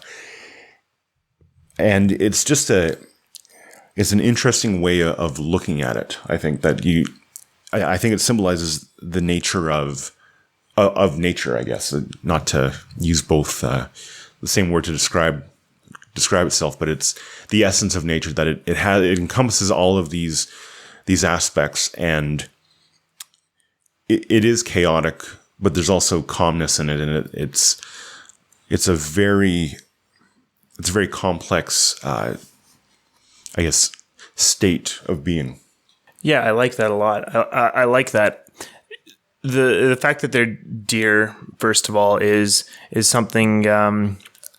It connected to the Eikthyrnir a little bit earlier. I mean, the just old ideas, like the fact that this is just a symbol of nature, right? Like that's good. That's interesting, right in and of itself. And I think it fits, the Lord of Wild Beasts being the symbol for nature in general. And then there is a possible connection to the dwarves. Some of their names are really similar to some dwarf names. And then there are also dwarves that are related to the cardinal directions, north, south, east, and west. The names of the cardinal directions are attributed to dwarves, right? And so that's the only other connection that I maybe drew from this particular bit here. But the relation to the stages of nature, or the essence of nature, I really like that one. Cool.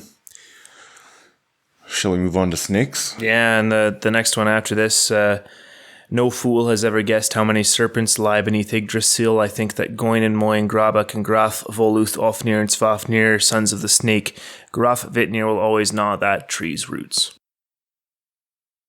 This is a great one. And I actually, when I read it, I wrote down, why does it always have to be snakes like Indiana Jones? Because it's always snakes. And I like too that they say no fool has ever guessed how many serpents lie beneath Yggdrasil. That would be like literally trying to figure out all the ways in which people can like destroy you. Only a fool would do that. Like literally only a fool would do that. So of course snakes are malice, and we've got Nidhogg, which is like the king of the snakes, as a dragon. And the names of these snakes are great. It's like Goin is stab and sting and hurt. Moin, it means land animal, but like think about it, like there are land animals that will kill you. Ofnir is twisting, and I think there's definitely a sense of like betrayal there and dishonesty. Svafnir is the one who puts you to sleep, so death. And another one that I thought was quite interesting was Graf Vitnir, which means ditch wolf. And that is a cool name for a snake, because it's basically what it is. It's, it's slithering in a ditch, but it'll kill you. Like it's this sort of chaotic moment where you're minding your own business and it comes up and bites you, and then it's lights out. And they didn't have anti-venom back then. It was, if you got bit by a poisonous snake and it was a deadly poisonous snake, you died. There wasn't hope. Even the idea of like, you hear about like sucking the poison out of the wound, that doesn't really work that well. And, so it's a very dark passage, and it really points to the idea that, and I mean, this is, like Dr. Peterson talks about this all the time, that there's like the physical snakes that will kill you. Then there's the snakes in the hearts of the people around you that are going to come and get you. Then there's a snake in your own heart. There's just snakes everywhere. And that's why you can't count how many snakes there are at the root of Yggdrasil. It's just everywhere at the base of the world tree.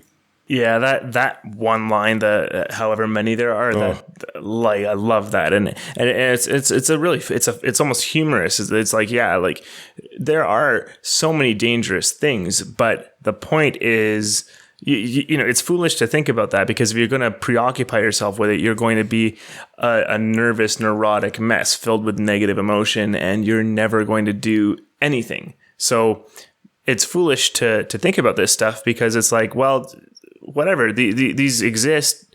Do something great anyway. Do something, go venture out into the unknown and accomplish things, regardless of the fact that there are snakes living everywhere.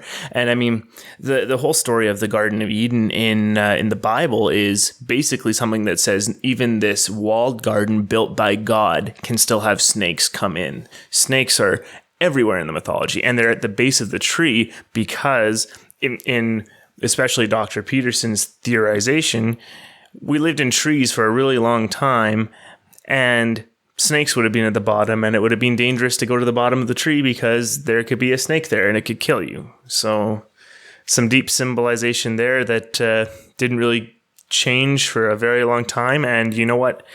For the people living way up in the north of Europe, they didn't live in trees for a really long time, and it stayed in the mythology throughout that time. And in fact, we actually have structures in our brain that are predisposed to be afraid of snakes. Like, it's hardwired into humans. It's not a learned thing. It's, snakes. Snakes, man. Like, isn't there like there's a reflex that kicks in before your brain processes that you've seen a snake. It reflexively, like you go back, like you physically have to, you jump back and you can't avoid it. Like there was someone who did an experiment, and it might have been Jung, where they stood at a zoo next to the glass of a snake enclosure, and the snake he knew that it was going to happen. He knew that the snake was going to pounce or bite, and yeah, even when knowing that was going to happen, and it was safe, still had that reflex. I don't know if it was Jung, but I don't know why I would think it was Jung. Just maybe because for other reasons, but it was someone relatively on the famous scale. Yeah, and you can't control it. It's a reflex, and it's faster than thought. Yeah, like by far, because you need to get out of the way so you don't get bit and die. So snakes, man. Yeah, don't go near them. No. And then tying this all back in together, the tree Yggdrasil endures more pain than any men guess. It's eaten from above by the deer, on the side by rot, from beneath by serpents. If this just isn't the most depressing stanza, it's basically saying, like, life, the world, is up against it on all sides. You're competing with nature, deer are just doing what deer do. They eat trees and leaves and whatever, but it's still, you're getting eaten. Then on the side by rot and decay, and then beneath by serpents and so malice. So you've got all of these things up against you, and one of them is going to get you in the end. I don't have a preference, really. I probably don't want malice. I feel like that one would be a harder one to take. Rot is not fun either. But nature, like, if it's nature, like, you're old and you die in your sleep kind of thing, okay. If it's nature, like, I'm running from a bear and didn't run fast enough, not okay. So it just really encapsulates a whole bunch of what we've been talking about for the past few stanzas, like quite a few stanzas here, where you're up against it from all sides, and I think you really can take from it is that you were going to die. It's somehow. It might be okay. It might not. It might be terrible. But you're going to die, so you might as well do something with that. You might as well do something with the time and just accept it, and then do what you can. Absolutely. All of this stuff has really been, I think, in a lot of ways, just to say, all of these negative things are out there, but it's still worthwhile to do something and to accomplish something. And I mean, yeah, it's a positive message out of a bad situation, right? It's something motivational, because what else are you going to do? Are you going to just wait for the world to decay all around you and die? Or are you going to try and create something that might stand the test of time? That's worthwhile. I think that's worth thinking about, For sure. And if we remember the context of this is Odin rewarding Agnar with wisdom for showing him hospitality. And this is a great piece of wisdom here that, like, Agnar, and I think Agnar is what, 10? 10. This is a pretty, like, for 10-year-olds now, that's a heavy thing to drop on them. Back then, they were seeing death. If they were eating meat, they were seeing the cows being slaughtered and people dying and that kind of thing. But it's a great prize that he's being offered here. This wisdom of all of this is inevitable. You're going to die somehow. So go out and live your life. It's pretty. I think it's pretty awesome. In like the actual meaning of like awe-inspiring. This is it's an awesome stanza and group of stanzas. I agree. The whole thing taken together, really. I mean, that's why we read all four at once. I didn't actually expect us to spend quite so much time on each individual one, but that's how it goes with us, I guess. But the only other thing I took from this particular stanza here was that I think it's actually related to or echoing the law of thermodynamics, the second law of thermodynamics, which is all about entropy, which is essentially the idea that the world is going to decay if left to its own devices. It just, things fall apart.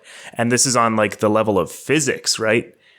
How did they understand that on such a deep level, like way back then? That's crazy. And then it works, right? On a mental, psychological level, on a physical level, like it's got layers of meaning. That's great. Yeah, it's pretty awesome. Just so much wisdom that they figured out and were able to express in a story. Yeah, I think that's we've done quite a bit on this one here. Definitely. We'll move on. Sounds good. Stanza 36. Back to the poem. They bring my horn, my Valkyries, Hrist and Mist, Skegjold and Skogul, Hild and Thruth, Hlock and Herfjot, Gol and Geirolul, Randgrith, Rathgrith, and Regenlife. They bring the Einherjar beer. So this is interesting. There's a lot of names here, and I was actually able to find a handy Wikipedia list with all the definitions. So Hrist is shake or quake. Mist is cloud, surprisingly enough. Skegjold is axe age. Skogul is shaker or high tower. So an idea of like, I pictured kind of like a giant that would shake the ground when they walked. Hild is battle. Thruth is strength. Gal is like battle noise. Geir is charging with spear. Rand. Oh, you know what? I copied one down that was just on the list. There's a Valkyrie named Rand, and it's Shield Destroyer. Then Rand, that was Randgrith, sorry. Randgrith. Rathgrith is Council Truces, or I like this one, the Bossy. And then Regenleaf is Daughter of the Gods. And they bring the Einherjar beer. So I know for myself, I always have a hard time trying to figure out how Valkyries fit into the archetypes and that kind of thing. But it's sort of the feminine in alongside the masculine and that warrior spirit. And it looks, they're in this stanza, they're obviously supporting the Einherjar and the in providing them sustenance. So I think it. I'm trying to choose my words carefully, but I'll just sort of talk it out. The idea of the feminine supporting men in this day and age can be controversial, I'll say. But at the time, it wouldn't have been that controversial. And the idea that the men were going off to battle, yes, there were shield maidens, but by and large, it was men doing the battling and women in charge of the household. And I think we're seeing that sort of those roles playing out in terms of war and fighting and that kind of thing. And that and the Valkyries, of course, are the ones that choose the slain to bring back to Valhalla. It's sort of that. I look at it as that sort of that comfort after you die, that they're going to comfort you and bring you to your reward. And I think it speaks to the sort of the nurturing aspect of the feminine. And I think that's what we're seeing. Yeah, I agree that there is something to that here. It's certainly something that in this day and age, it's not really, gender roles are being broken down all the time here. And I mean, I've got to emphasize here that if anyone, regardless of gender, wants to do anything, they should, have that opportunity and everything like that. But then you get into, ideas of personal preference, even in areas where they've got like essentially complete gender equality, legislated gender equality. Essentially, men and women will still put themselves into professions that are traditionally seen as done by men or done by women. And in a lot of cases, that's like men are more interested in things and women are more interested in people. And also, men naturally have more testosterone and are more aggressive. And, those are the ones who most of the time want to be the ones who want to go out and wage war. But then you look at the names of the Valkyries, and I mean, like, there's some that are like, they've got a variety of roles. And I think it's talking about the variety of things that are open for women to be able definitely to do, right? But even in this day and age, armies, in a lot of cases, they're trying to create frontline combat regiments for women. And I mean, okay, that's great. Let's see how that works out throughout history. I don't really think that's been something that's happened, but let's do that. But in a lot of cases here, women are tons of the support staff in general, logistical staff. When you do see women enrolling in the army, a lot of them do end up being these support roles, these infrastructure roles, which are important, essential, in fact. And so it's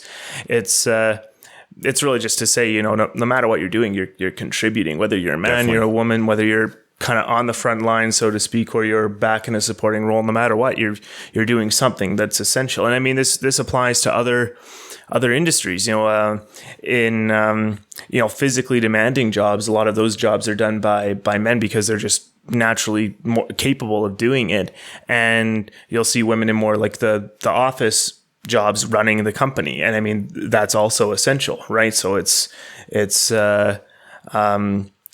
I think really this stanza, I think, acknowledges that there are maybe natural preferences, natural divisions based on what people are good at or interested in, but it's all important. The support of the men who are going to fight at Ragnarok is just as important, and they play a good role. And them having the role of choosing of the slain, it's essentially it is true that women do the sexual selection in humans. They're the ones who pick the ones that are worthy. And so, I mean, extending that into the cosmic level, for you guys are the ones, out of all the ones who have died in battle, you're the ones who are worthy of coming to Valhalla. I think that fits. For sure. Absolutely. And an honor, like a high honor for them. So yeah, it's plus all of the like the great stories are about like men trying to impress women, right? Like, and why not go out and battle and fight your heart out and do your best so that a Valkyrie comes to take you to your reward? Like, I think it's a good understanding of the nature of the sexual relationship, that men, after a certain age, most of what men are doing is just to impress women so that they can find a partner, or they have one and they're still trying to impress them because you always have to. Yeah, you always have to. Yeah, and that's not a bad thing. I think it's a great thing. But no. You should have to. You should have to always be living up to the. If you got picked by a great lady, you should always have to work hard to, for sure, to maintain that. Yeah, exactly. To live up to her image of you. It keeps you on the straight and narrow. Exactly. Well, that's a really good one. Even today, when we don't have a necessity for these roles, because a lot of these roles came out of necessity. For sure. You have to divide the labor up efficiently, and it's just, men are the big ones who can lift stuff and hunt things, and women are running the rest of society, sort of thing. We don't need that anymore, and I mean, that's okay. But, still let people do what they prefer to do. And I mean, that in a lot of ways, that just results in men picking certain professions, women picking certain professions. And certainly it turns into, if you have a job where you have to be lifting 50 to 100 pounds or 200-300 pounds in the case of the military, like you have to be able to carry the person next to you if they fall and are wounded or something like that. Common sense as well. And I mean, I think just letting the world sort itself out naturally based on individual preference is kind of the answer there. I think so too. I'm gonna do. And we'll move on. Yeah, let's move on. I'm gonna do 3 in a row here because they're all kind of related, and I think we might get through them fairly quickly here. Sounds good. 37 through 39. Back to the poem. Those slender horses, Arvak and Alsvith, lead the sun across the sky, and the gods have hidden cooling bellows beneath their legs. There is a shield named Sval. It is set between Midgard and the sun, in front of the shining sun. I know the mountains and the sea would burn up entirely if that shield ever fell down from there. Skoll is the name of the wolf who chases the sun, till it sets at evening in the woods. Another wolf named Hati is Hrothvitnir's son. He runs in front of the sun, behind the moon. This is it's a neat set of stanzas, because it's going over how, basically how time passes and how the celestial bodies move. So Arvak and Alsvith, their names mean early awake and very quick.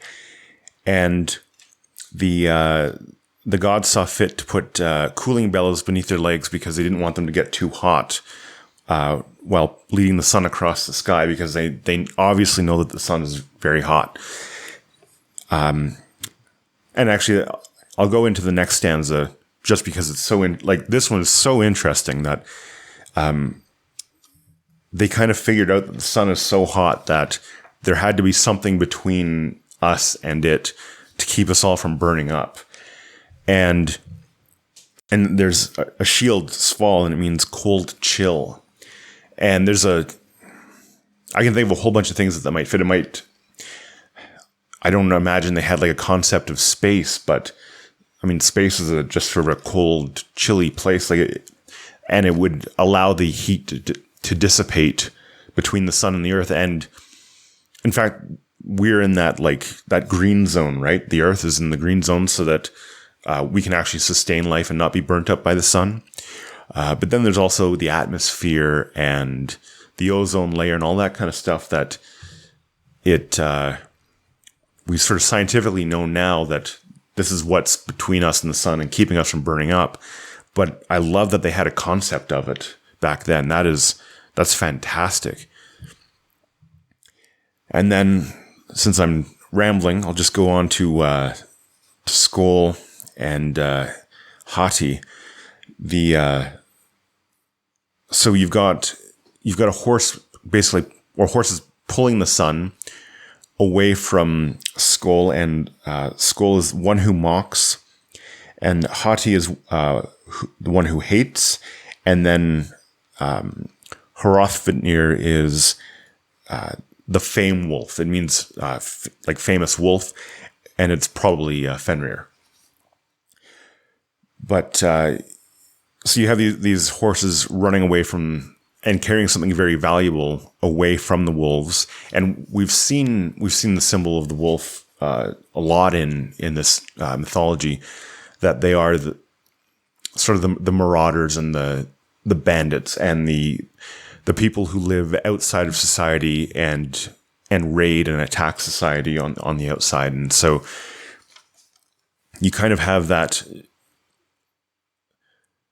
You have that associated with the sun and the moon, because the sun and the moon traveling across the sky, it helps give you a sense of time, which is the basis of sort of civilization, because then you're able to start doing things at the right time. And so you have these wolves chasing that, trying to break that down for you. And so what are you going to do? You're going to get your best horses, and you're going to make them as comfortable as possible so that they can run as fast as possible. And I think it really shows you that there's a very real sense that every day you're facing chaos that hates you and will mock you and will destroy the things you're building. And you have to do absolutely everything you can to fend it off, to maintain the things that you've built. Yeah, I mean, this is exactly right. I think in the Voluspa, very early on, they talk about giving names to the sun and the moon, so that they can tell the time. Telling the time is essential. It's really the discovery of the future, and it's the ability and capability of humanity in general to be able to conduct agriculture.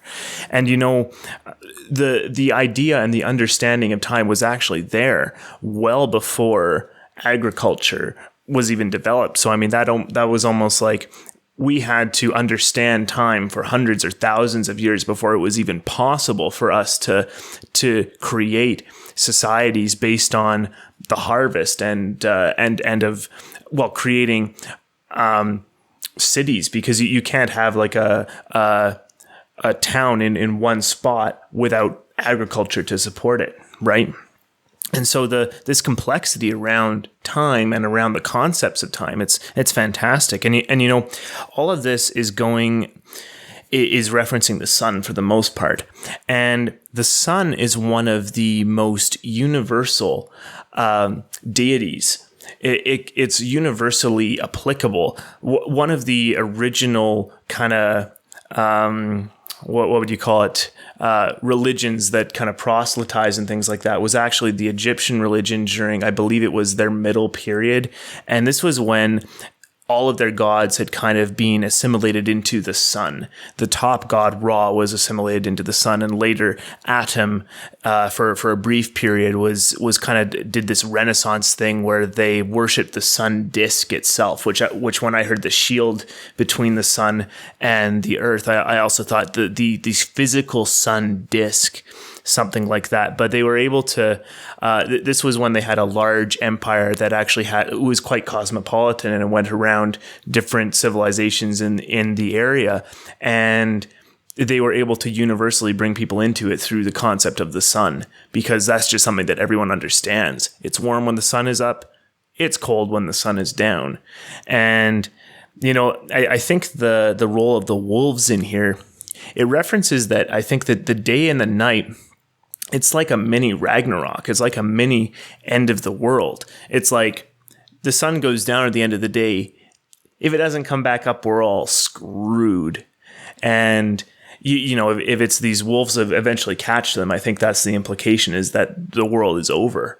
And, the whole thing in general, just this imagery of the sun and this sophistication. And when I say that, I mean like they have thought this through and they have put this together in a way that makes sense. And by no means is it scientific. We know there aren't horses pulling the sun. In fact, it's the earth. The horses are pulling the earth. There we go. Conspiracy theory guys. The horses are pulling the earth. I'm not actually implying that. And then to go all the way to, you know, it's hot and they need to be cool. Like, come on. Like, what a detail there, right? Oh, it's amazing. It's fantastic. But they did all this, I think, because time and understanding time was that important. Back in the day, they did not have clocks or watches. You had to look at the motion of the sun and the stars and the moon to understand all this. And they needed to know this. And it's just very, very... It's interesting on the one hand, but it's also very telling that they had this sophisticated, in the sense that they put this all together and spent the time to put this together, understanding of time through this. So, yeah. Yeah, definitely. Shall we move on? Let's do it. 2 stanzas this time, 40 and 41. Back to the poem. The earth was formed from Ymir's flesh, and the sea from his blood. The rocks from his bones, the trees from his hair, and the sky from his skull. The happy gods formed Midgard for humans from Ymir's eyelashes. They formed all the grim clouds from his brains. So this is interesting. We've in previous episodes, whenever Ymir comes up and we talk about how the world was put together with Ymir's body, we've always had to say, oh, we'll see that in an upcoming part. Well, this is the part where we get to find out like what body parts did what. And it's, so Ymir, of course, is the sort of pre-cosmogonic, unknown, pure, unbridled chaos and potential. And his name is like yawning, or it's like primal scream out of the yawning void, which is the Gnungnap. And so Odin and his brothers, I think it's Vili and Ve, yes, they kill Ymir, and as the happy gods, they make Midgard out of his, or they make the universe out of his body. And this is just, it's one of many creation myths that we see throughout the world where they take sort of this primal chaos and kill it. And, you know, in is it Mesopotamia? Yeah, Mesopotamia, it was Tiamat, right? And in Egypt, I can't think of the name now. And I was going to go to an Egyptian example, but the name is escaping me as well. Okay. But there is an Egyptian one. There is an Egyptian one. And we've talked about it in other episodes. But the idea of making, basically of destroying the chaos and ordering the world out of the remnants is what we're getting at here. And that's, you know, on the macrocosm level, that's how you make the world. But on the microcosm level, that's also how we do it, is that you go into the unknown and then in some ways you do kind of kill it because it's no longer unknown. And then you use what you gain from there to build something else in your world. And that's what we're seeing here. Exactly. It's a really deep myth, and we have gone over it. Maybe just a couple more details about it. You know, Ymir is the first being, essentially, and was formed from venom dripping out of Niflheim, essentially, right? So pure chaos and evil, malicious, I think, as well. And this echoes ideas of original sin.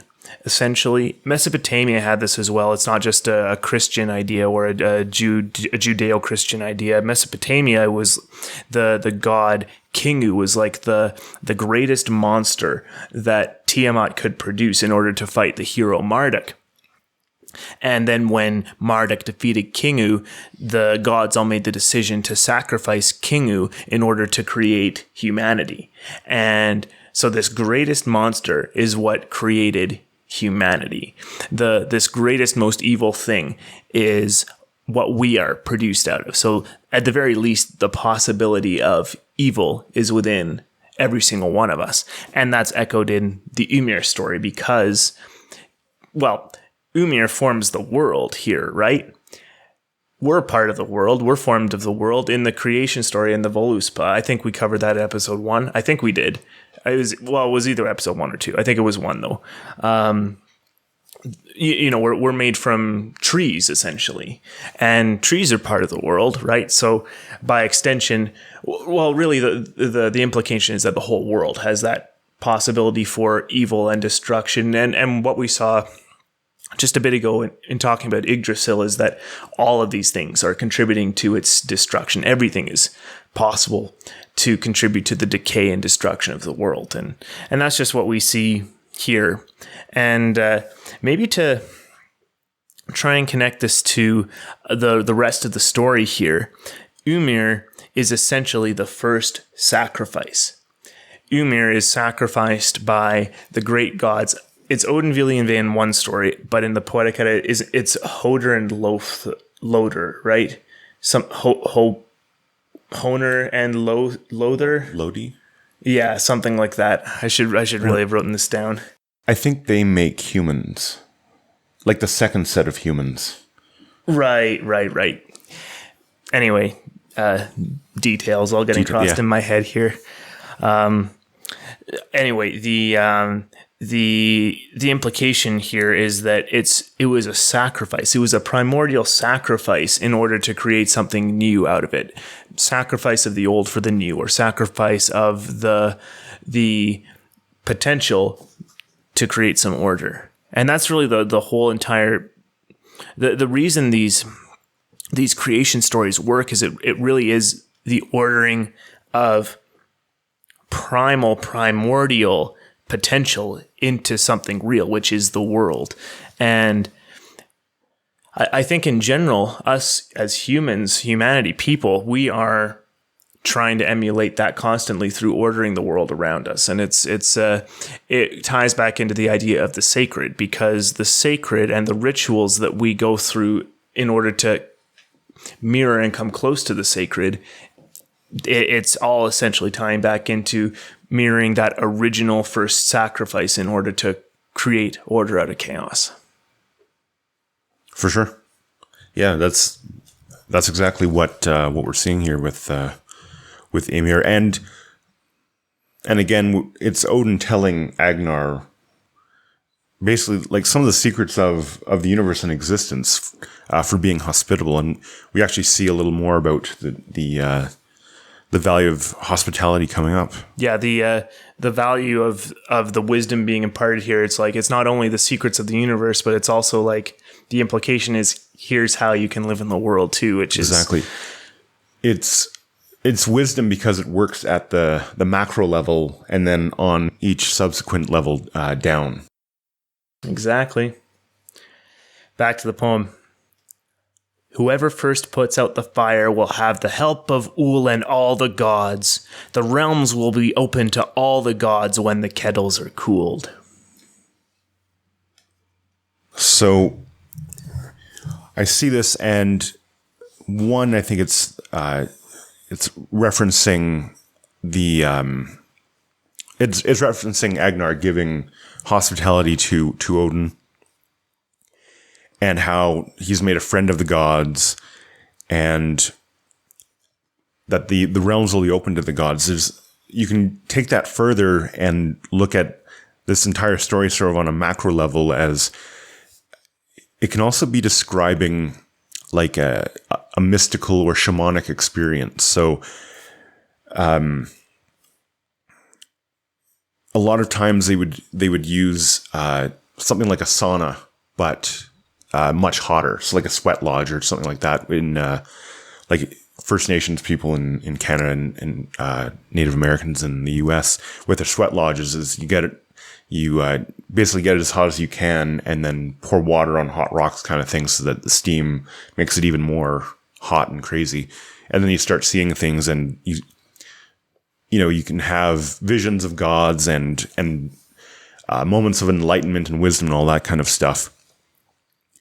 And we talked about this more in episode 1 because of the setup where Odin is between fires, but there's definitely like a very serious mystical or shamanic element here, where in some ways Odin is going through the initiation, but also Agnar is also going through it. He welcomed it in, and so he's getting the benefit of it.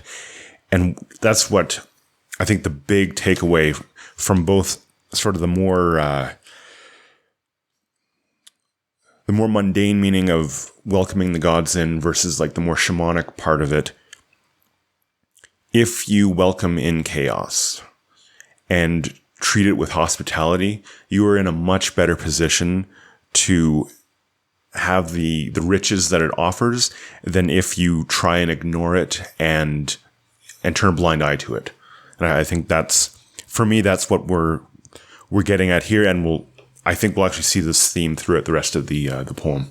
Yeah, we are coming basically to the culmination of the story here, and in this one, really, first of all, the Ul reference. I'm not entirely sure exactly what the purpose is of that, and like scholars are unsure, but what we've learned about Ul is that he is something to do with hunting and glory and hitting the target, something like that. And so, I mean, if you put out the fire, you'll have the help of the god who is associated with hitting the target and getting things right. And the implication here is something like, if you put an end to this ordeal, you will eventually get like these great rewards, something like that. And I think this is kind of the culmination here. It's like, if you put me out of this kind of miserable spot here, what's going to come after here is going to be quite something. And I think the implication is that Odin gets taken down and the fires get cooled and things like that. And well, then we'll see what happens, huh? Yeah, let's do it. I'm excited for it. All right, 2 stanzas this time, back to the poem, 43 and 44.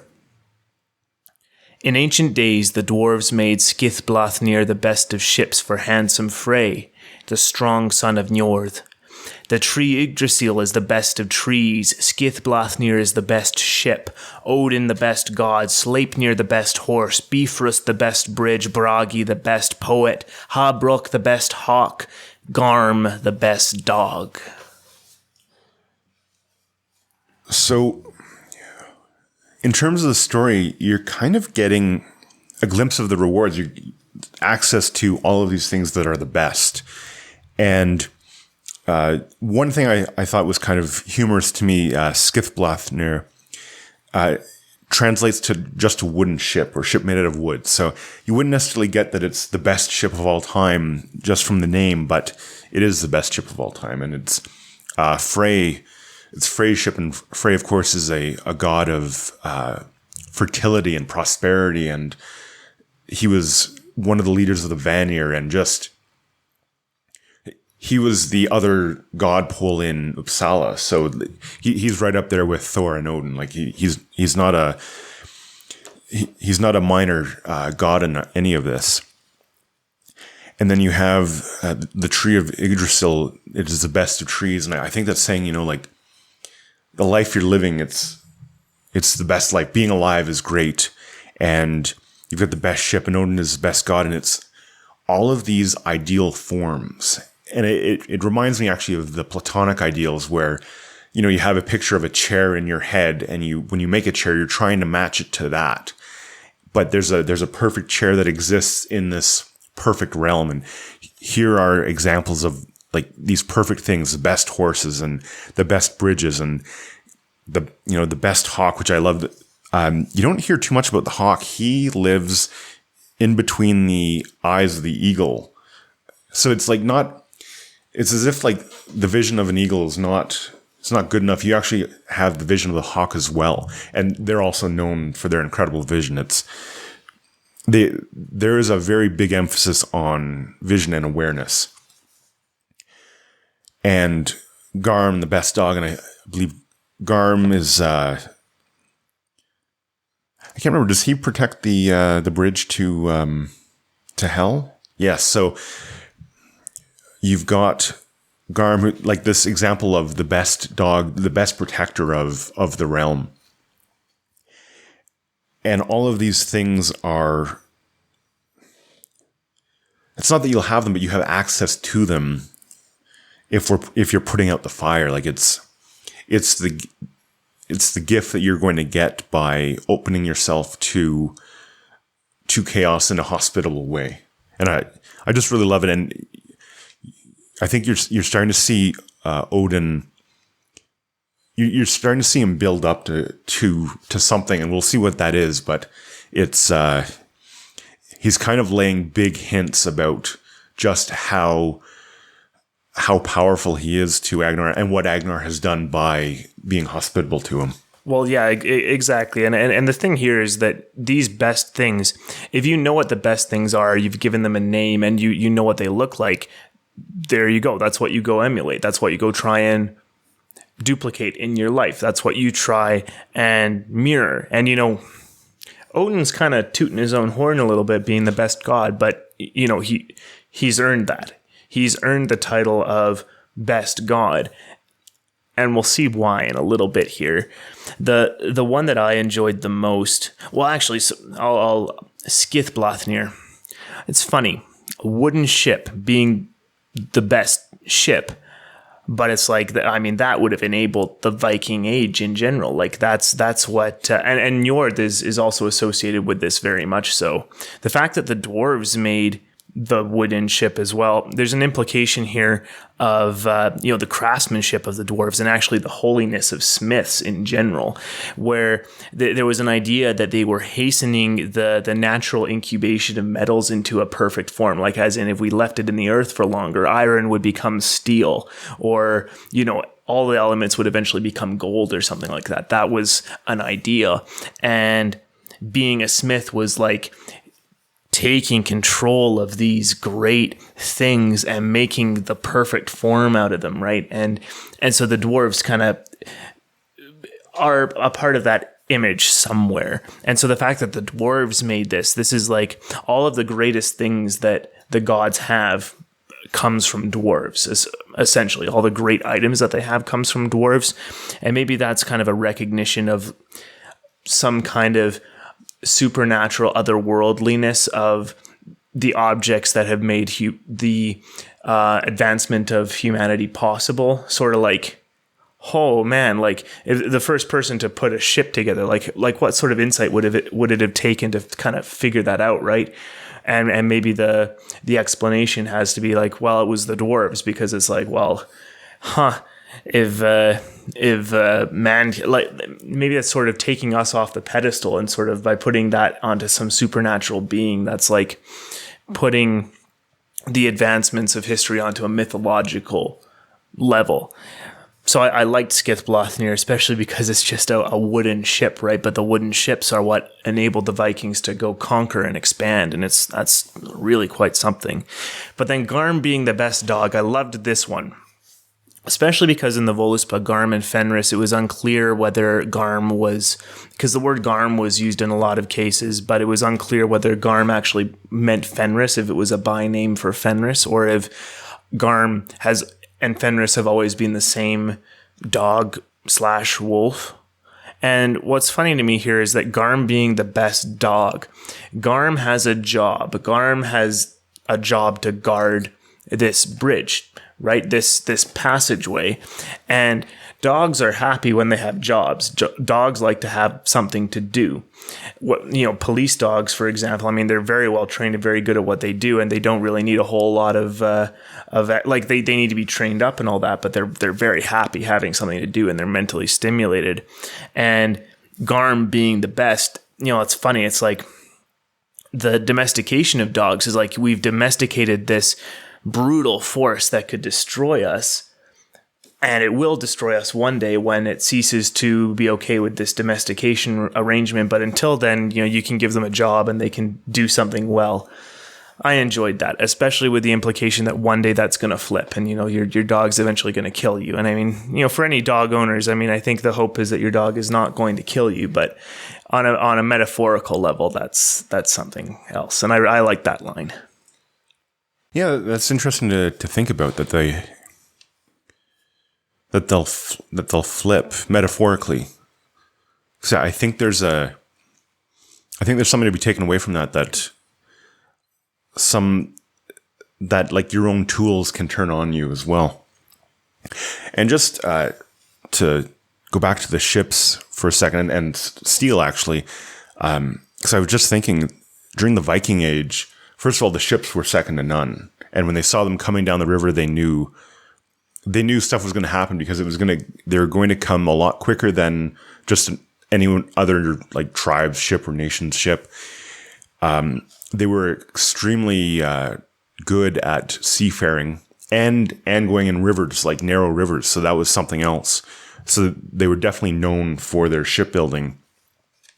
And as far as like metalwork, like their swords were also stronger than everyone else's swords, and I can actually really see that the valuing of those ideal forms in the culture through like their ships and their arms, just because you see the idea here, but then you can see the actual results of the ideas that they had in their craft. And I mean, they would bury people with boats and swords. There was a real almost spiritual connection with boats and swords and other items that were crafted. So they really took it seriously. And this isn't, I just want to say, like, this isn't just like a throwaway verse. This is actually something that you can see in their culture that was a big deal. Exactly. And, I think from the beginning, we've said that dwarves are one of the harder things to nail down what they actually mean and represent. And the understanding that they're essentially craftsmen and the mythology around craftsmen, I've been enjoying that. We will hit that more, especially when we start to talk about other artifacts, and perhaps when we dig into some other mythologies that have their own grand objects that are made by holy smiths. That's something that we'll tackle another time. But for now, I'm enjoying getting a little bit more understanding about what the dwarfs represent, and the idea that they're creating these fantastic things that are such a huge part of their culture. This whole couple of verses really points to something like, yeah, this is the reward. You've gone through the initiation. Here is the understanding of the world that you've earned. Definitely. Shall I move on? Let's do it. Verse 45. Back to the poem. I have shown my face in the presence of gods. Now help is on the way.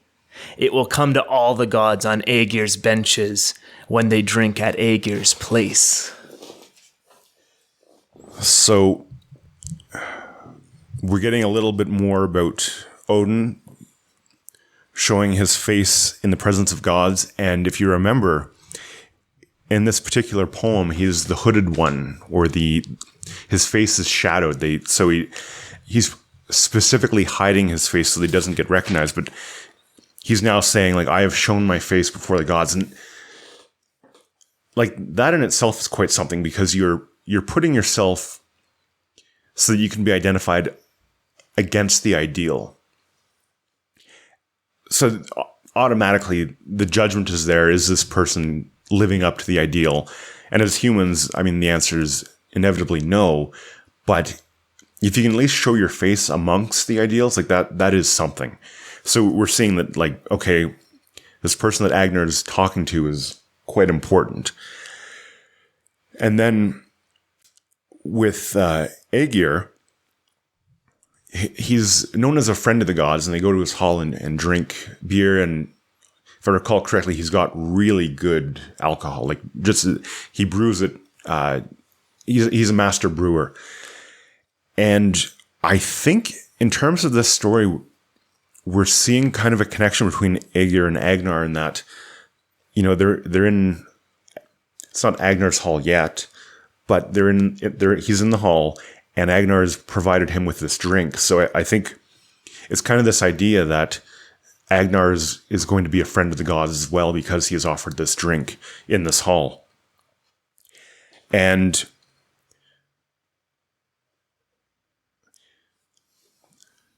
it's not just that Odin is going to be, you know, Agnar's friend. He's making friends of all the gods because he's showing the proper respect needed to these ideal forms. Yeah, this stanza is this is almost actually the culmination of the whole point of the story, in that it's the renewal of sacrifice. The implication is that sacrifice was not being adequately granted to the gods by Geirroth, the king Geirroth, and then his son Agnar has re-established that link. And, you know, Odin reveals himself. That's like, at the renewal of sacrifice, the gods reveal themselves. At the renewal of the offering of, in this case, a drink of mead, I think this almost has implications of, you know, the renewed covenant of God in the Bible, where it's like you don't have to offer up like your son anymore. You can offer up a lamb instead. You don't have to offer up people. You can offer up alcohol, something like that. This could be some kind of an equivalent there. Either way, it's the renewal of a relationship of sacrifice. And, you know, the whole point of that is something like to put you in the mindset of sacrificing for the future. You know, brewing alcohol, I mean, again, we've talked about that. It takes patience, it takes resources, and what you get out of it is rewarding, but you're offering the gods part of that reward. That's just part of the mindset of, like, you know, all of the things that have come to you. You have to recognize that there is something that you have spent time sacrificing for, and get yourself into that mindset. If you've even taken the gods out of the equation, I think that's what sacrifice means. But then here, so Aegir, this is great. You touched on it. He's a master brewer. He's also a god of the sea in a different way than Njord is a god of the sea. Njord is more like the god of, like, the mastery of the sea, but Aegir is more natural than that almost. He's like, he lives under the sea. He's more like a Poseidon sort of type of a god there, and he brews mead. He brews alcohol. Brews beer. He lives in the sea. He lives in the water, right? Like, come on, like, you got to be seeing the symbolism now, huh? Like, he is producing out of, you know, the place where he lives, which is, you know, chaos and the unknown. And then the gods go into there to drink mead and get their inspiration. They go there a lot for feasting and things like that. And, maybe I haven't exactly nailed down why they go there symbolically for it. And I believe he is a giant, but he's a friend of the gods. And maybe that speaks to they have mastery over even the deepest unknowns and chaos and things like that, where the gods have made friends with the sea. Or that they can, for sure, made friends with the sea, absolutely. And just that they've made friends with the idea of chaos, and that there is a danger. I mean, they are going into the sea, but there's also really good mead and alcohol that will provide inspiration for them, which is, of course, how that works. You go into the unknown, and you get inspired, and you find something that's wonderful at the risk of self-destruction. Exactly. And actually, I think we'll see Agnar, he plays a big role in the Prose Edda with the sort of the time leading up to Ragnarok. So yeah, absolutely, and he's in future stories in the poetic here. So we'll definitely see more of him. But then the implication through all this is that by Agnar giving Odin a drink, he has reinitiated this relationship of sacrifice, and now the wisdom of the gods is accessible to humanity again. That's basically the whole message of this story, at least in this stanza. There's a lot of different threads going on here with this story, but this is one of the big ones, and this is the kind of the culmination of it. And are you ready to move on? I'm ready to move on. This is going to be great. Stanzas 46 and 47. Back to the poem. I have called myself Grim. I have called myself Wanderer, Warrior, and Helmet Wearer, Famed One and Third One, Thunder and Wave, Hellblind and One Eye, Truth and Swift and True Father, Battle Merry, Battle Stirrer, Curse Eye and Fire Eye, Evildoer, Spellcaster, Masked and Shadow Face, Fool and Wise Man, Long Hat and Long Beard, Victory Father and War Ready, All Father, War Father, Rope Wide Rider and Hanged God. I have never been known by just one name since I first walked among men. That was still stanza 48. Yes. But I'm glad you didn't stop, because we were in the middle and you just had to go so we're getting, we know that these are names of Odin. And Odin is doing right now is introducing himself to Agnar in kind of revealing himself in his full glory. And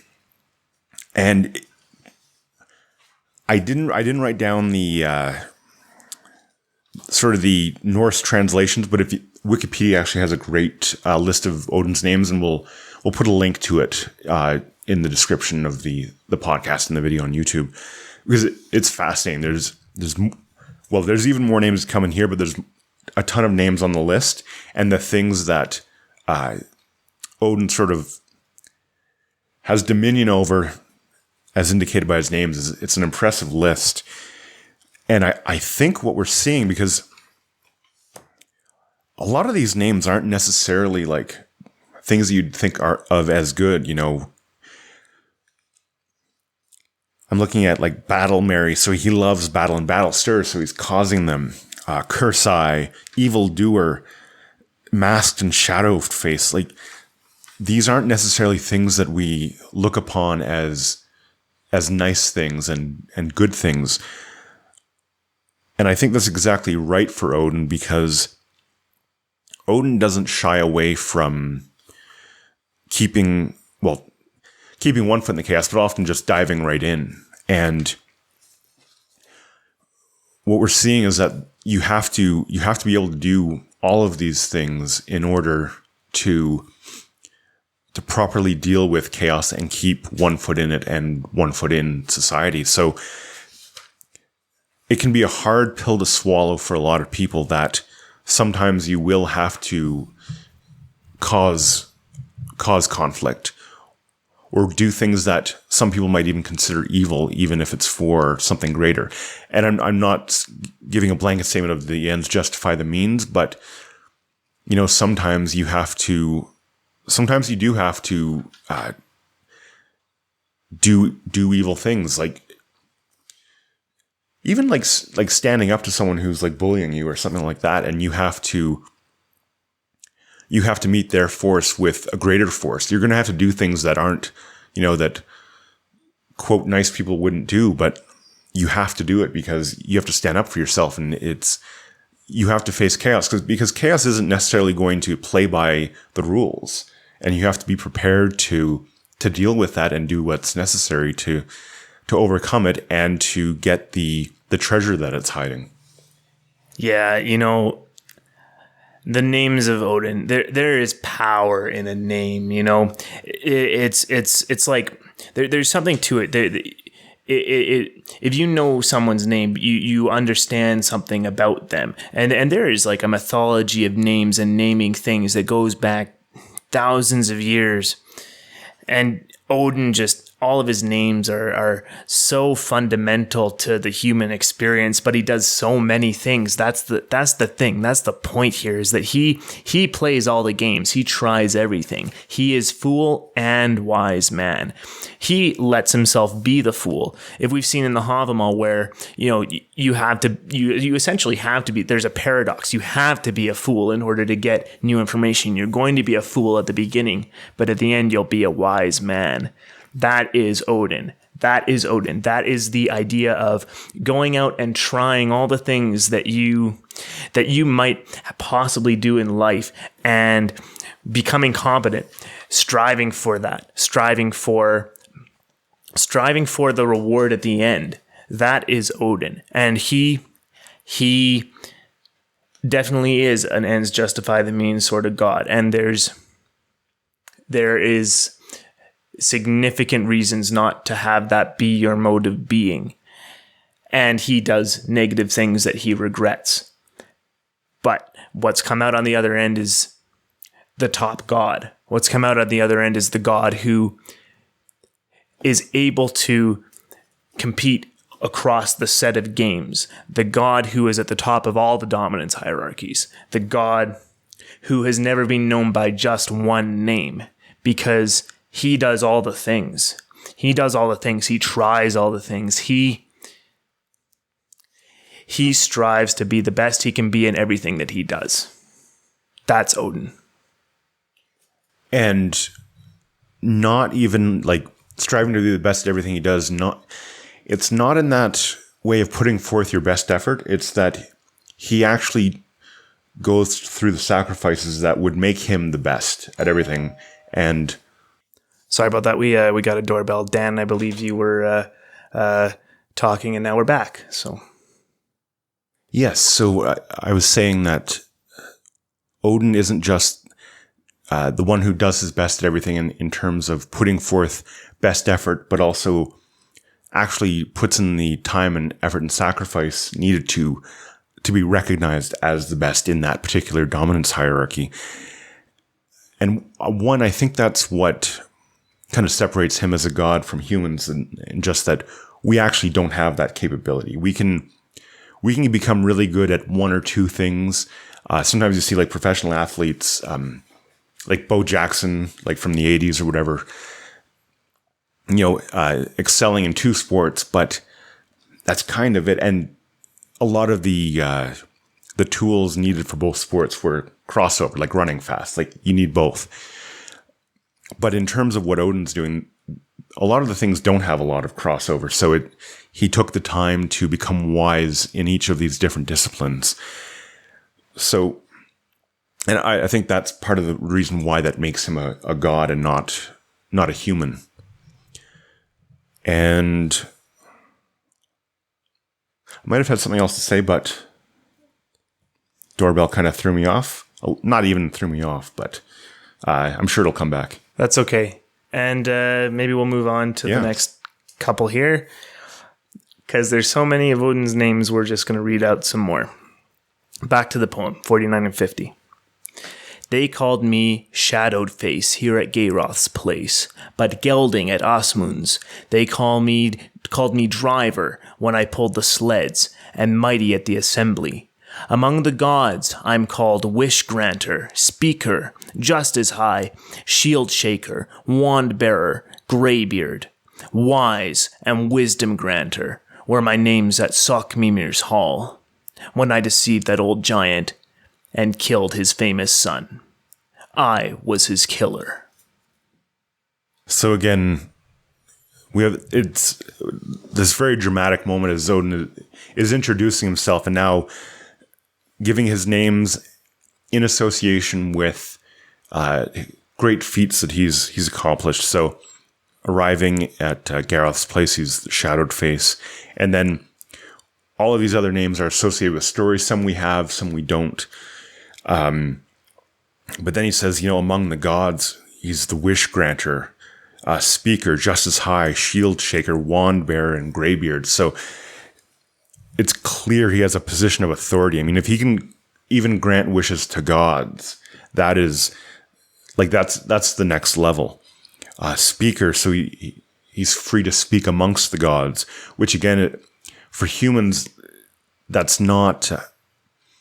wouldn't necessarily be possible. Just because, in terms of what gods symbolize, they are the ideal. So what could a human say to or against an ideal? There's not much. And Shield Shaker, Wand Bearer, Greybeard, these are all he's able to bring shield shaking and wand bearing. That's war and I'd even say magic in this case with the wands. Although wands could also be used in war, just sort of big sticks that you could club people with. And Greybeard. And it's interesting that it would end with that one because you might think, that's kind of a low one to end on, but it means he's been around that long and that with everything he's done, he's survived and now has a long gray beard, which means he's been able to take everything in and integrate it into himself and sort of make it wisdom. And so you often hear this, anytime you need to do something,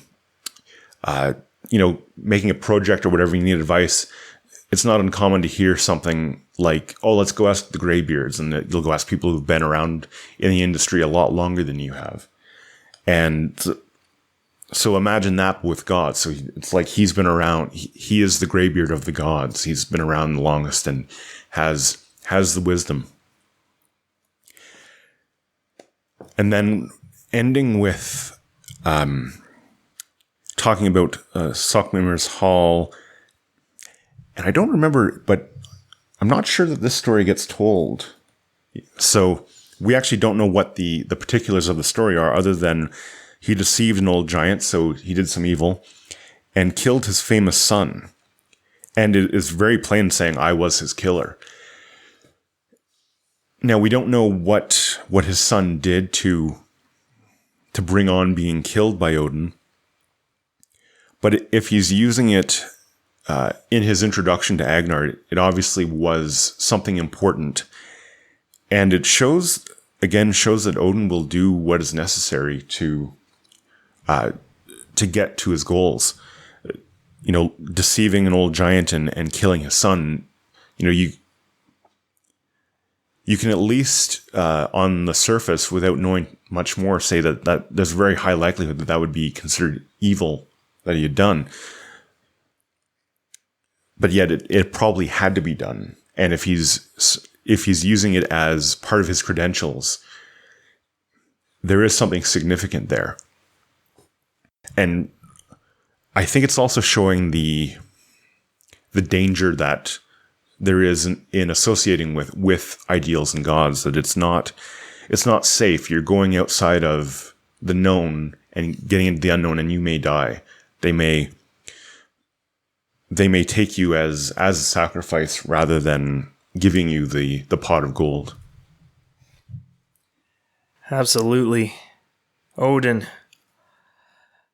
All of his names, I think, point to that he has really earned his place. And your point with the Greybeard, that's he's been around long enough. So two implications there. You have to spend time to be great, to be the greatest one. And I mean, that's just a reality, I think. And when we've seen that in other places, like there's a verse in the Havamal discussing exactly that, I think. And then all of these names and all these accomplishments really, I think they imply that he has put in the work. He's put in the sacrifices to get there. All of these varied things, all of these varied names, he's earned them.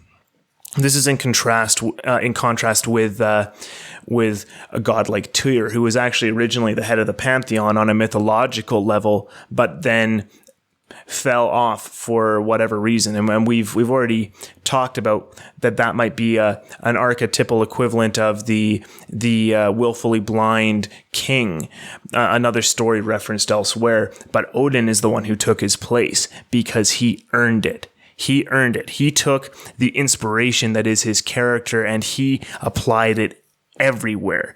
It leads everywhere. It's supremacy through competency. And that is really at the end of the day, the understanding of the hierarchy. The one at the top is the one who has gone through all of this, all of these experiences, done evil, done things that may have, he may have been a fool in many occasions, I'm sure, but he came out the other side at the top because he was competent and he earned it. That's Odin. That's Odin. Yeah.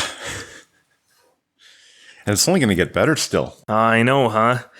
We're actually going to finish off the poetic part here. 4 stanzas, and they really fit as a narrative. We're tying things together. It's not the end. We'll have one more section of, if you remember at the beginning of the previous episode, it was a long section of prose. We're going to end with one more of those. But this will finish off the poem. I don't think you'll be disappointed. Back to the poem, 51 through 54.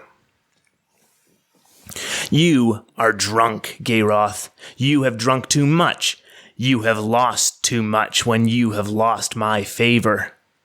You've lost the favor of Odin and all the Eikthyrnir. I've told you much, and you'll remember little. Your friends will deceive you. I see the sword of my friend dripping with blood. Now, Odin will have a weapon-killed man. I know your life has ended. Your guardian spirits are anxious. They see Odin here before you. Approach me if you can. Odin is my name, but before they called me Terror and Thunder before that, and Waker and Killer and Confuser and Orator God, Heatmaker, Sleepmaker, both gelding and Father. I think all these names were used for me alone. That was good.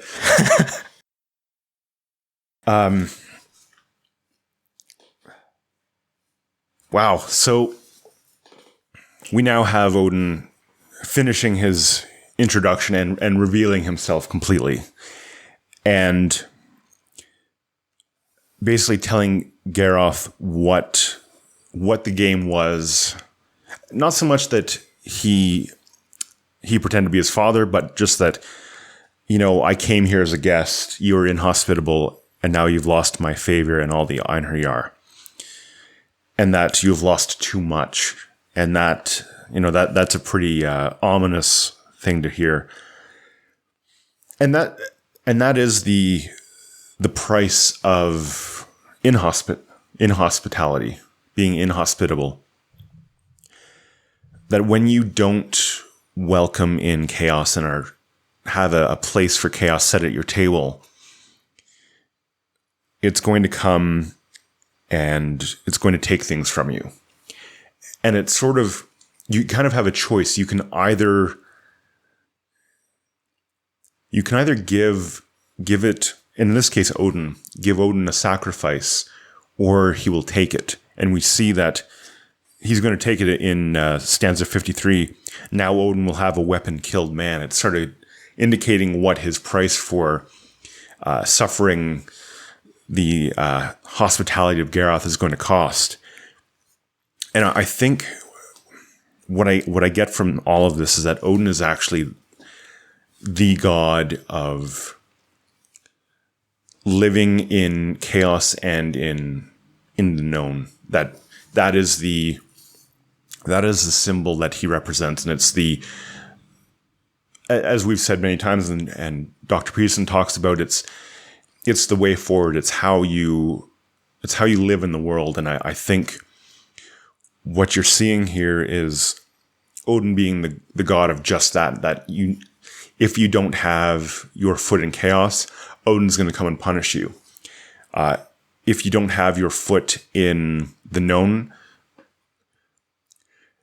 Odin will punish you. And not even that Odin himself will punish you, like scold you like a parent kind of thing, but just that you are going to have something taken away from you, no matter what you do. And your choice is to either sacrifice it willingly or have it ripped from you. And I think that dichotomy is one of the essences of Odin that we're seeing here, that this is your choice, and make your choice sacrifice rather than having things taken away from you unwillingly. Wow, yeah, that's that puts it together even better than I think I had. I had maybe something I would add on to that.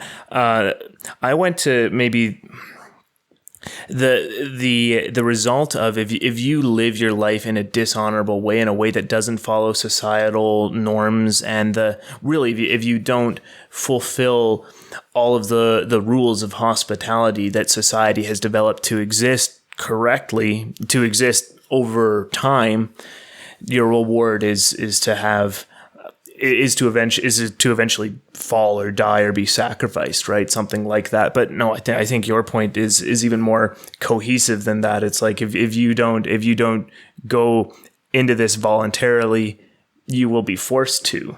I think the two kind of fit together. They absolutely do fit together. Yeah. Yes. It goes right back to when we were talking about Jocko, and he went voluntarily into the army to, I don't want to say deal with his warrior spirit, but to fulfill his warrior spirit, when his friends, I don't know if they necessarily welcomed it, but they certainly didn't foster it, and then like turned to crime and bad things, and then, bad things happen to them as a result. Like it's that exact thing where we have these rules in society to make everything basically so that we can live together, not kill each other all the time. So they're super important. And that's what hospitality does, is that it's another one of those things that works on every level. You have to be hospitable to chaos, but having a guest in your home is also inviting chaos in. Even if it's a friend, like there's less chaos there because they're your friend, but it's still another person who has their own entire set of ideas and all that kind of stuff. And if you don't abide by these rules, then bad things have to happen. And it's not that they could happen, they have to. Yeah, exactly. I think there's some kind of an idea, like if you tempt fate long enough, you're just asking for it, right? And I think that's it. This is just, Geirroth has set his life up in a certain way, and it's obviously not in connection with the gods. It's not established the proper connection, the proper sacrifices, or the proper hospitality that's necessary to have a relationship with the gods, which are the ideal, which are the examples of the collective wisdom of humanity over time. And he is living apart from that, and this is the consequence. And the final stanza, really, I think this is just their primeval names. They are like just extreme. Terror, thunder, waker, killer, orator god. That's something that connects to the idea of, speech being the way that the world is ordered and created. That's something. All these names kind of at the end there, I think this points to kind of the finality that this is it. Odin is like, he is embodying all of these characteristics, and Geirroth messed with the wrong god. definitely. The line in stanza 53, your guardian spirits are anxious. They see Odin here before you. Just sends shivers up your spine. In Norse mythology, everyone, they would have guardian spirits, much like guardian angels sort of thing in Christianity. And usually they would be ancestors, people watching over you. And to have them recognize Odin and Odin seeing them being anxious about it, that one, it's a great visual, but also just like, that your own power, as powerful as you might be as king, you're still levels of magnitude lower than God. So true. H.R. Ellis Davidson actually theorizes those guardian spirits are essentially a part of the soul. In her book, The Road to Hell, she was I forget what exactly you would call her. She was sort of a historian or ethnologist or something like that. But yeah, like in her book, The Road to Hell, there's something about the parts of the soul. And there is one that is essentially the continued luck of your ancestors. That's right. Something like that. Yeah, I forget exactly which part it is, and I won't guess in case I get it wrong. But yeah, maybe that's another one that we'll post the link to somewhere there. But that one's really interesting. But yeah, all this together, it's quite the story isn't over, but the poem is over, and I think this emphasizes, first of all, Odin, the status of Odin, and the importance of at least having a good relationship with him, because he represents such a number of things that are essential to live by. And I guess if you don't live in a relationship to Odin, you're ignoring all of his wisdom, something like that. And here's the consequence if you don't live in that wisdom. I would definitely agree with that. Definitely. You want to finish things off? Yeah, let's finish it off. Okay. Last paragraph here. Back to the story. King Geirroth sat with his sword on his knees, halfway drawn. When he understood that this was Odin who had come to his hall, he stood up and wanted to take Odin out of the flames. But the sword fell out of his hand and fell hilt first to the ground. The king tripped and fell upon it so that the sword pierced him through, and he died. Then Odin left, and Agnar was the king of that land for a long time afterward. So what an inauspicious end for poor Geirroth. And I think the lesson, there's a few, but one is, and it's a dark lesson, there does come a point where it's too late. That you've ignored things for too long. You can't go back, and you're going to have to suffer the consequences, and it may kill you.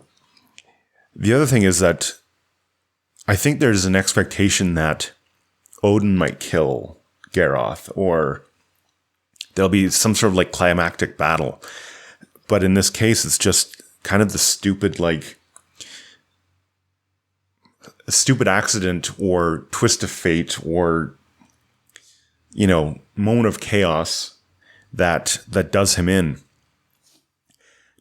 Now, I would fully believe that Odin had a part in that, but I think it shows you that you're not going, especially if you are going through life willfully ignoring things and not living properly, it's the thing that you least expect that's going to come and just do you in. And it's going to come out of nowhere, and then that'll be that. Definitely. And, the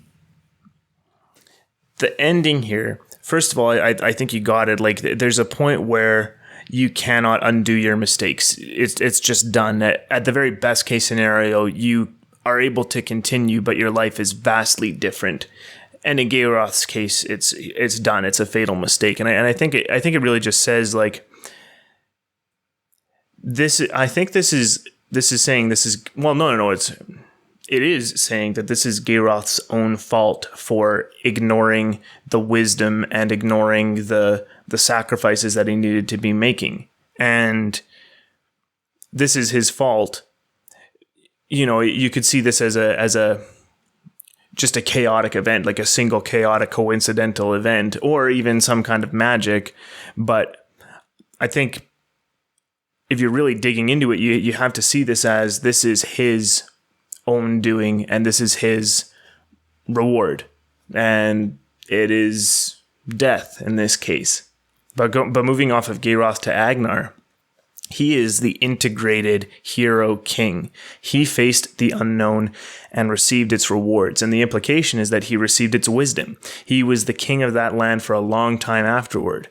You don't get to be king for a long time unless you are in relationship with the gods, making the right sacrifices. In relationship with the gods here, meaning I think something like you are open to their wisdom. You're open to their wisdom, and you're aiming for their ideals. You're aiming for all of the best things that Odin told Agnar about. You are living your life in a way of being, a mode of being that echoes the example that the gods set, the example that has been distilled over thousands and thousands of years through humanity, through humanity's understanding of what it means to live in the world in a good way. That is what it means, I think, to live your life with a connection to the gods. And making sacrifices to that means you are continually keeping your heart and your mind on that goal, on that aim. You are keeping yourself close to the sacred. You are continually renewing and reenacting the sacred times when the gods lived. It's a mode of being. And he has integrated all of the things. He makes the right sacrifices. He has earned the wisdom. He has earned it. It's not unearned. That's important. And he has integrated all the sides of his personality into an integrated hero king. Absolutely. And if we remember back way at the beginning of the Grimnismal, we had a long discussion about Jung and integrating the anima and animus, and how that is if integrating the shadow is, Jung considered it the apprentice work, or the apprentice piece. Integrating the anima and animus was the masterpiece, and that you can go to the first episode to get like all the details about that. But basically, it's making yourself a full, complete human, and that's what we have in Agnar. Is that he was willing, at the tender age of 10, to do what was right and necessary, things that his father wasn't willing to do, so that he could earn the wisdom that would be bestowed upon him. And as a result, he not only is the hero, the integrated hero, but he is the king. And he has earned the right to be king. Exactly. He's earned his way up the dominance hierarchy by incorporating and integrating everything he had to. And that was the thing. That was a huge concept, was that the king not only was king just through, hereditary line. They had to earn it. They had to live up to it. And if they didn't, they would get conquered. And that's really bottom line, is just that the kings were held to a very high standard, as they should be. If you're at the top, you better have earned it. If you didn't earn it, well, Geirroth is the example there. Absolutely. And with that, wow, this is this was a lot longer than I thought it would be. Yeah, me too. Wow, what an episode here. I'll make an attempt at recapping here a little bit. There was a lot going on, though. We talked about Valhalla a little bit, which I think we came to understand is a place where very few people get to go, but they are some of the best people in the world, doing dangerous things and protecting the world against the end of the world. It's a great place to go, and an ideal. Not everyone is cut out for it, but if you are, I mean, that's valuable. We learned a lot about Yggdrasil, the World Tree, the configuration of the world, which long discussion about order, the unknown, chaos, the known, the unknown, the place of death. A lot about archaeology and archaeological implications, and then details about Yggdrasil that imply that everything is kind of decaying and the world is eventually gonna end one day. And then, wow, we get into the end of the story here where, through sacrifice, Agnar has earned the wisdom of Odin and really becomes the integrated hero king. And Odin reveals himself and why he is at the top. This is a great poem. It really is. I'm just thinking it might have become my favorite one. I'm not sure. I mean, there's lots more to go, but this is a strong contender. Oh, absolutely. Between the last episode and this one, I really hope you've enjoyed this one, because this has been quite the adventure, quite the ride. And no, I honestly had not appreciated this story as nearly as much as having gone through it now. So, yeah. Thanks so much for listening or watching, tuning in. It's great to have you along for the ride, and just want to remind everyone that we are by no means experts. We're learning right along with you, and so when we say that we're getting our mind blown at the time, that's actually real. We're both having some great moments here as we go, but thank you very much for listening, and I guess we'll just finish off with our usual bits of our acknowledgments and all that, right? For sure. So, as always, thank you to Jackson Crawford for his allowing us to use the Poetic Edda and Hackett Publishing, as well Dr. Jordan Peterson, because this whole thing is based on his biblical lectures and his university courses and all that kind of stuff. We're big fans. I feel like we should give a shout out to Jocko as well, because we talked a lot about him. His podcast is fantastic. It's just the Jocko podcast. Highly worth your time. Like, it's fantastic. And you can find us on social media, Facebook, Northern Myths Podcast, northernmythspodcast.com, Twitter at Northern Myth. Both of them we're just at Northern Myths for Facebook and Twitter. Oh, that's right. Okay. Yeah, and then North Myth Dan and North Myth Luke on Twitter, and then Instagram is I think it's North Myth Podcast, but we'll have the link up below so you can just click on that.